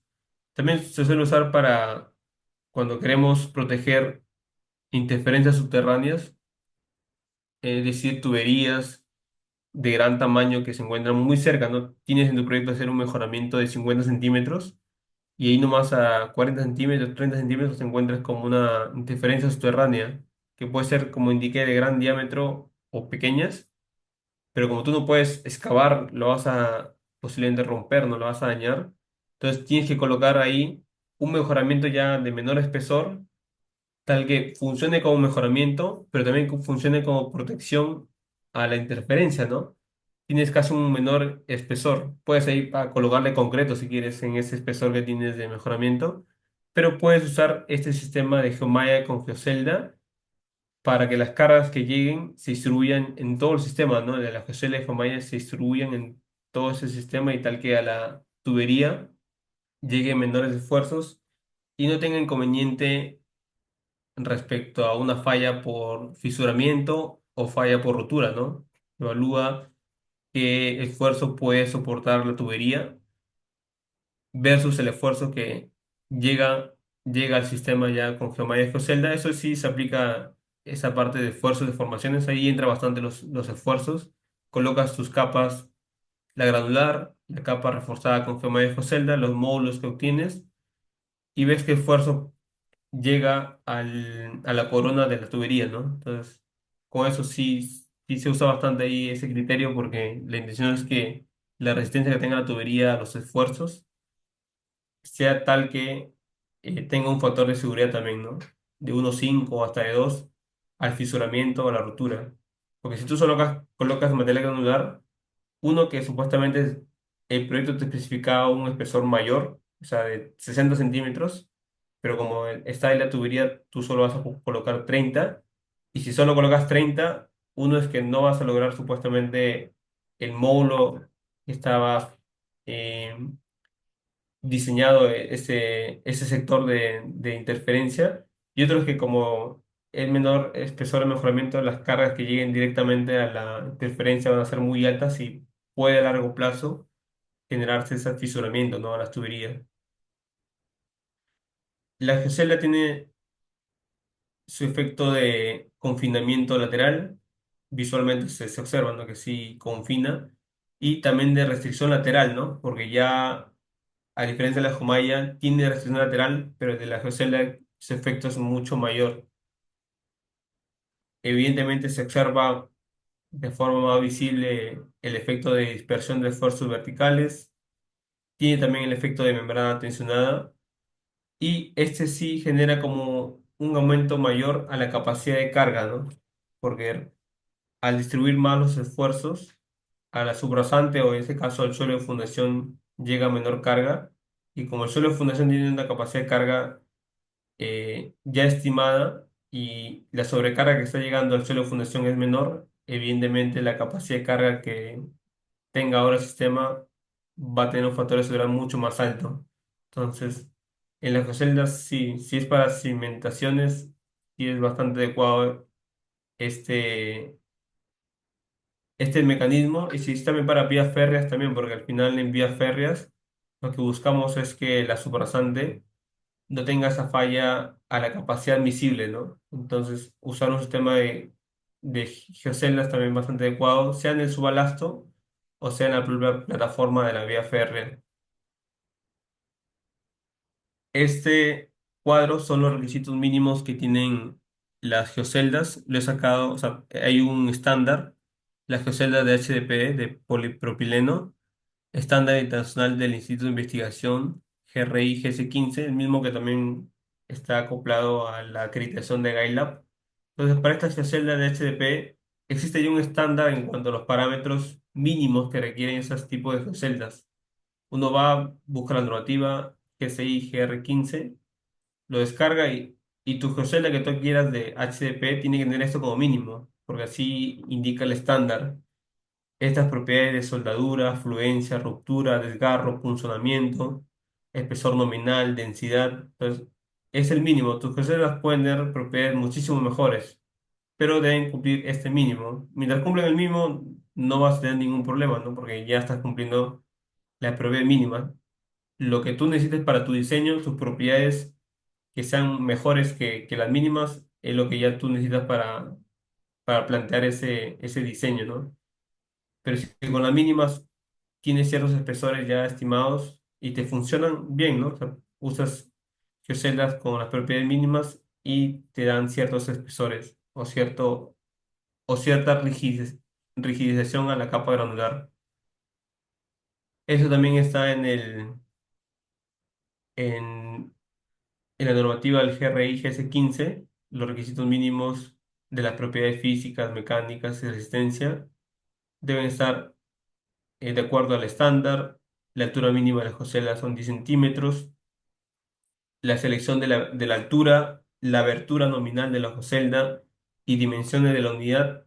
Unidad se refiere, esta es como una geocelda, tiene su abertura, y una unidad no es todo, ¿no? Esto de acá que ven no es como que una sola unidad, está conformada por varias unidades que se van ahí amarrando, acoplando. Pueden ser de 2 metros por 5 metros y luego ya se acoplan, ¿no? Las geoceldas se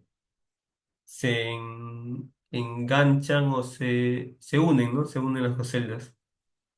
¿Qué más? El relleno de la geocelda puede ser arena, hormigón, hasta asfalto, ¿no? Realmente tiene, bueno, según la normativa, material granular, arena, asfalto, hormigón, residuos de cantera. Bueno, no le ponemos eso, pero tiene disposición a que coloques eso en la geocelda. Y el tamaño máximo nominal del agregado debe ser un tercio de la banda definida, ¿no? Si es 100 milímetros la altura de la celda, el agregado, el tamaño máximo debe ser 30 milímetros. Ya de por sí, eso es bastante grande, ¿no? Pero es como una recomendación que cualquier capa granular la va a cumplir, ¿no? No se colocan un tercio de la altura, ¿no? Si fuera 150 milímetros, dice que tú puedes colocar un tamaño nominal máximo de un tercio, 50 milímetros, pero eso no coloca, ¿no? Tus materiales son más pequeños, ¿no? Por así decirlo. Pero te da ciertas recomendaciones del tamaño máximo del agregado.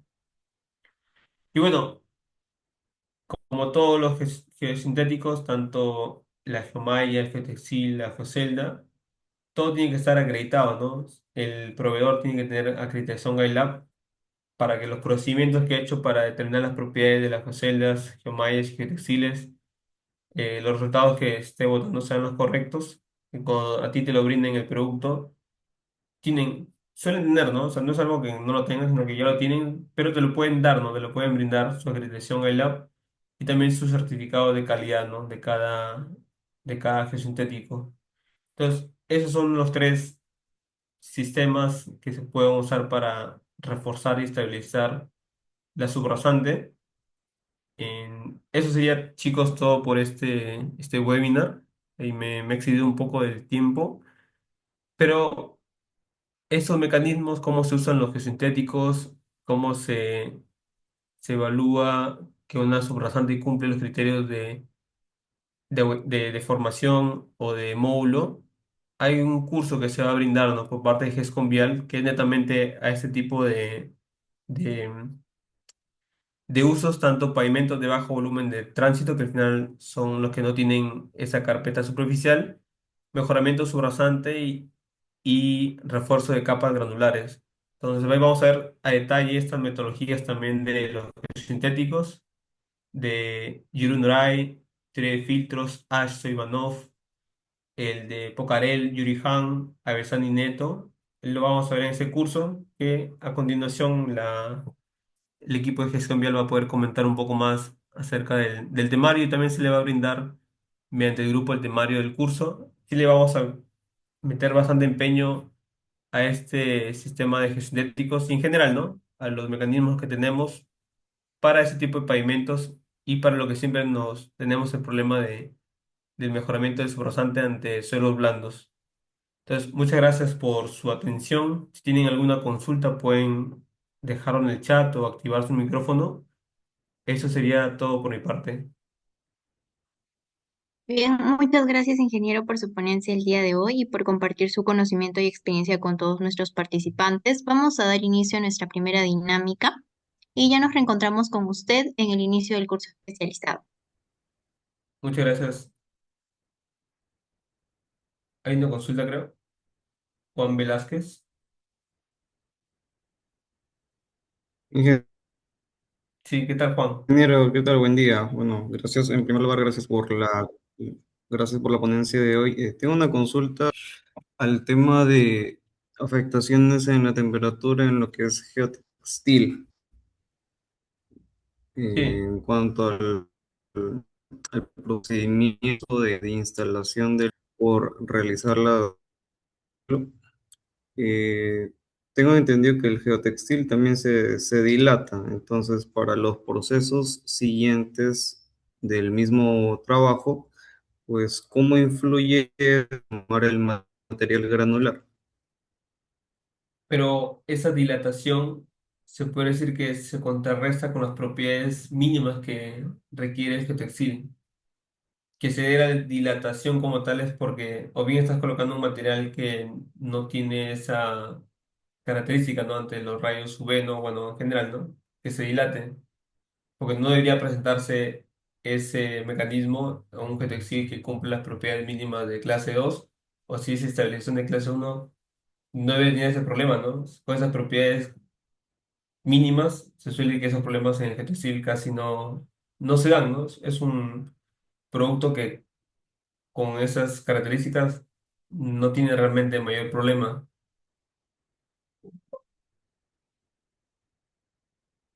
Ok, Pero en el caso que gracias. se dé, lo que va a generar son como, cuando se coloque la capa granular, lo rasgue, ¿no? Lo rasgue al geotextil al estar así como cúmulos o en grumos.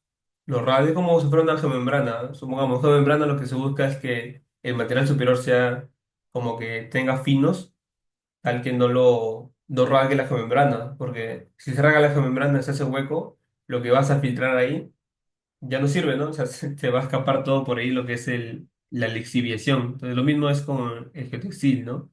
La intención es que eso no se rasgue o se rompa, sino que no su función de separación pierde sentido y se comienzan por ese lado a abrirse el geotextil y a filtrarse los finos de la subrasante.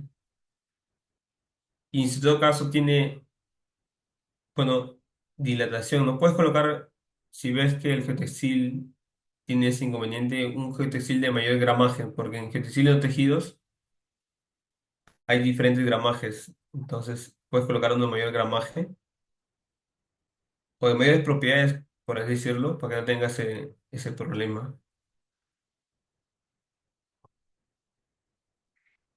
Eso sería todo. Rosalía, puedes continuar. De acuerdo. Entonces, vamos a dar inicio a la primera dinámica y para ello quiero informarles que por haber participado en el webinar el día de hoy, se han hecho acreedores de un beneficio del 50% de descuento para la inscripción en el curso especializado. Esta primera dinámica dura 10 minutos. Voy a proceder a compartir mi pantalla y les voy a dejar por el chat de Zoom el enlace de inscripción.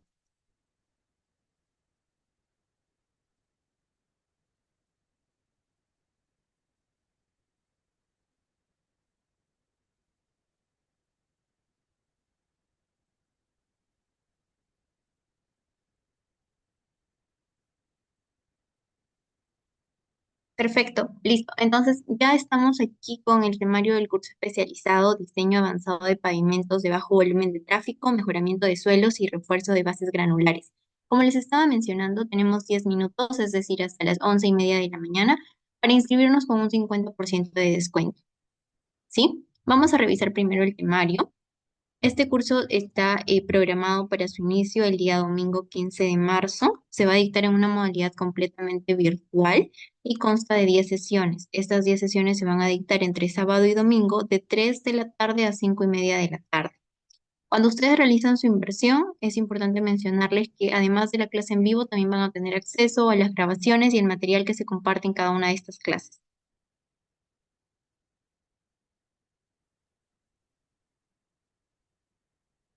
Hoy día ya han podido conocer a quien va a ser el docente del curso especializado, el ingeniero Nilson Coronado Neira. Él tiene amplia experiencia en diseño, construcción y rehabilitación de infraestructura vial. Y también es importante que conozcan sobre la metodología de evaluación en el curso. Es importante que su participación sea por lo menos en el 50% de las clases, es decir, que tengan asistencia a 5 de las 10 sesiones. Y para aprobar el curso también es necesario obtener la nota mínima de 14 en el trabajo que se deja durante el desarrollo del curso. Para la inscripción hay dos modalidades, la modalidad gratuita y la modalidad avanzada. La modalidad gratuita solo les ofrece acceso a la primera sesión. Esta primera sesión consta de 2 horas y media y también se les brinda la grabación de esta primera sesión y el material que se comparte en esta primera clase. Y para la modalidad avanzada tenemos el acceso a las 10 sesiones que suman 25 horas académicas, la grabación de cada una de estas 10 sesiones y el material de clase de cada una de ellas también. Adicionalmente, se les incluye en la inversión su certificado a nombre de GESCOM Vial. La inversión del curso especializado de manera general es de 320 soles. Sin embargo, por estos 10 minutos que les he indicado, va a ser solo de 160 soles o $50. Bien. Recuerden que GESCOM Vial cuenta con medio de pago como Plin. Para transferencias bancarias tenemos BCP e Interbank. Y para participantes desde el extranjero puede ser PayPal o Western Union. En la mano, a mi lado derecho, hay tres números, el 982-130-068, el 932-57450 y el 944-749-892. Con estos tres números pueden contactarse en caso necesiten alguna orientación o tengan alguna duda respecto a su inscripción en el curso, ¿sí? Eh, Y también, una vez ya inscritos, pueden también confirmar con ellos su inscripción en el curso para que les puedan brindar todos los detalles de accesos y demás. También estoy compartiendo en el temario el formato de lo que sería su certificado. La acreditación es en total por 40 horas académicas. Y para la inscripción hay dos modalidades. La primera es con el enlace de Google que les he compartido, el formulario que está en el chat de Zoom, y la otra es mediante la página web, que es convial.com.p. Ingresan a la página web, buscan el nombre del curso y ahí también pueden realizar su pago e inscribirse. La otra manera es mediante el formulario que les repito, se los he compartido por el chat de Zoom. Seleccionan la modalidad avanzada, realizan el pago, en este caso sería solo 160 soles hasta las 11:30 de la mañana, adjuntan el comprobante de pago y con eso bastaría para su inscripción. Me voy a tomar unos minutitos para hacerles recordar que es importante que en Zoom se registren con su nombre completo, porque de aquí es de donde sacamos los datos para la elaboración de sus certificados el día de mañana. El día de mañana se les va a estar enviando a todos los que nos han acompañado a lo largo del webinar su certificado. ¿De acuerdo? Es totalmente gratuito. Lo único que se les sugiere es que puedan colocar su nombre completo para que la emisión sea la correcta. Otro dato importante es que el día de mañana también se comparte por el grupo de WhatsApp del webinar la grabación del evento y también va a estar disponible en nuestra página web gesconvial.com.p, en donde van a poder encontrar este y los anteriores webinars que ha realizado Gesconvial. Entonces, ya faltan solo 6 minutos para terminar con nuestra primera dinámica. Si tienen alguna consulta o duda, pueden dejarla en el chat de Zoom, que voy a estar atenta por ahí leyéndolos. Y en breve voy a compartir con ustedes el enlace para el sorteo de 13 becas para el curso especializado Diseño Avanzado de Pavimentos de bajo volumen de tráfico, mejoramiento de suelos y refuerzo de bases granulares. Sí, se van a sortear, culminando esta primera dinámica, sorteamos 13 becas para este curso especial. Muy bien, entonces voy a compartir con ustedes el enlace del sorteo para que tengan 5 minutitos y puedan inscribirse en este sorteo.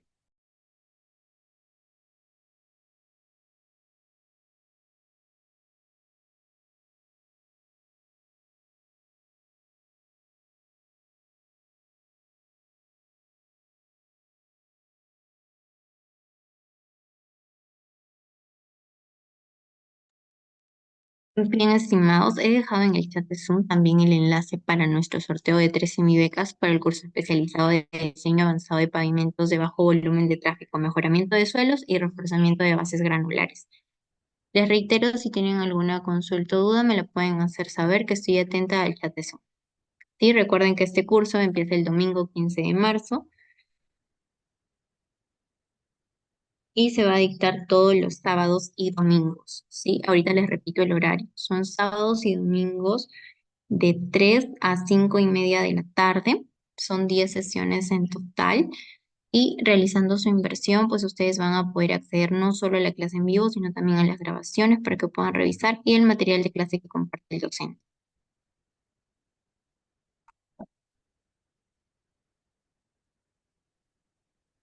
Recuerden que el curso también está disponible en una modalidad gratuita, ¿sí? Para que ustedes de repente puedan animarse a probar cómo les va en el curso. Esta primera sesión se les ofrece de manera gratuita, la grabación de esta primera sesión también es gratuita y esto se realizaría el día domingo 15 de marzo. ¿Sí? La modalidad avanzada es la que consta de 10 sesiones y para la cual se necesita una inversión de 160 soles o $50 hasta las 11:30 de la mañana. Voy a ir revisando si es que ya se están inscribiendo en el link de sorteo para poder empezar en breve y conocer a quiénes serían los ganadores el día de hoy. En el link del sorteo ya tengo inscrita a Suchetka y a Gregory. Los invito a que sigan inscribiéndose y participando porque en breve vamos a empezar con el sorteo. Sí, ya solo faltan 3 minutitos para empezar con nuestro sorteo.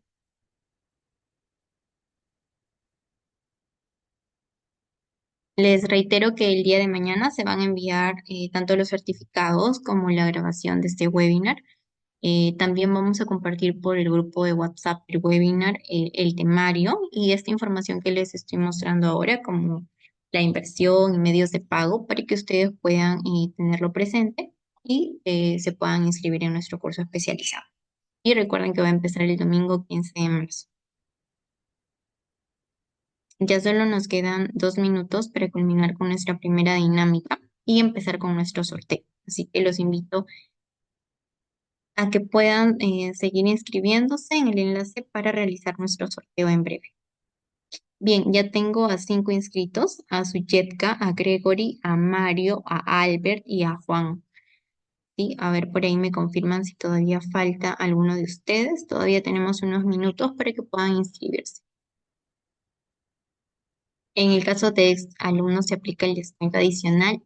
Albert, te comento que los descuentos en este caso no son acumulables.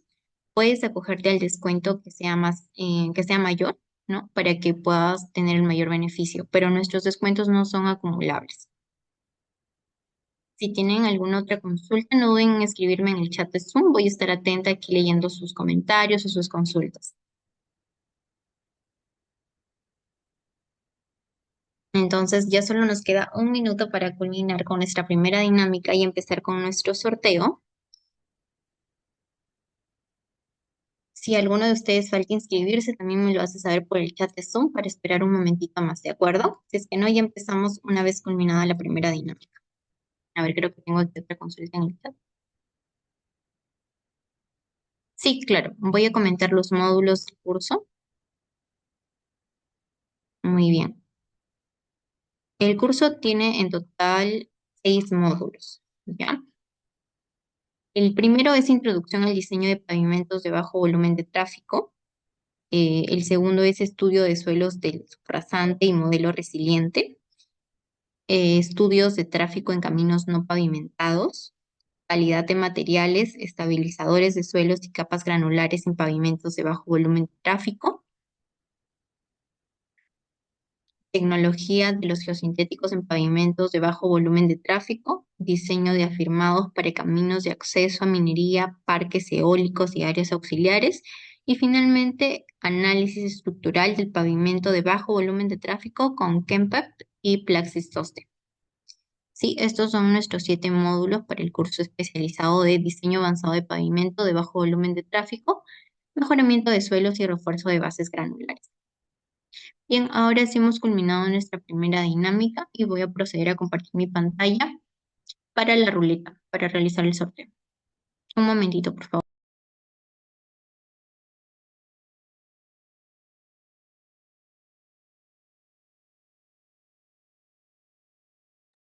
Muy bien, estimados, aquí tengo a todos los participantes. Me confirman si en sus pantallas pueden visualizar sus nombres aquí. Voy a cerrar el formulario para poder empezar con el sorteo.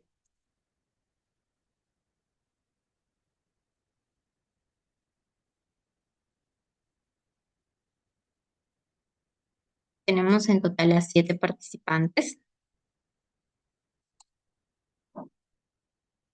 Me parece que falta una persona, José Luis Molina Cárdenas. Ya, ok, José Luis, voy a copiar.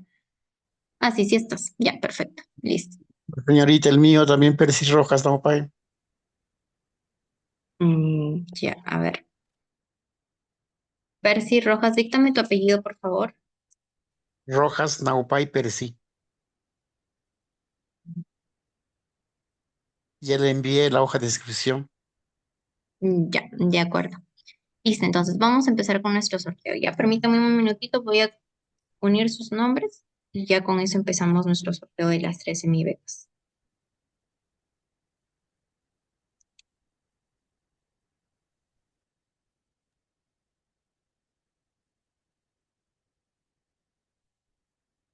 Entonces van a ser en total 8 participantes. Les deseo desde ya mucha suerte a cada uno de ustedes.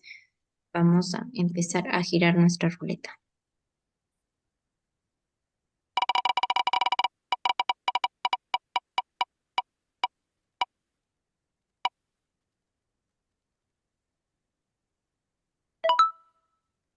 Muy bien, nuestro primer ganador es Albert Tapia Conza. Albert, el día de mañana GESCOM Vial se va a comunicar contigo. Generalmente la comunicación es en la mañana nada más, vía WhatsApp. Y entonces te pido estar atento para que puedas recibir toda la información correspondiente a la semibeca y finalmente consolidar tu inscripción.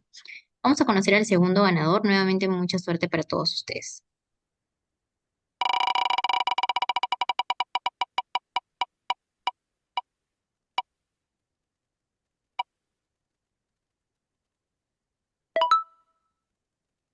Muy bien, nuestro segundo ganador el día de hoy es Gregory Jean-Pierre Siesquén Rojas. Gregory, de igual manera, el día de mañana por la mañana nos comunicamos contigo y te brindamos toda la información correspondiente a este gran beneficio obtenido. Ahora sí, vamos a conocer a nuestro último ganador del día.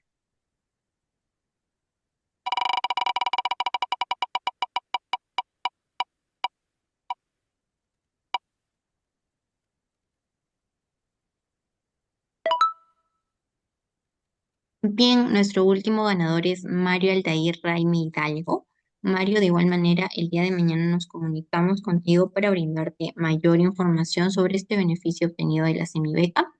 Estimados, les agradezco su participación el día de hoy y su permanencia en el evento. Espero que haya sido realmente gratificante para todos ustedes. Conmigo será hasta una próxima oportunidad. Que tengan un excelente fin de semana. Hasta luego.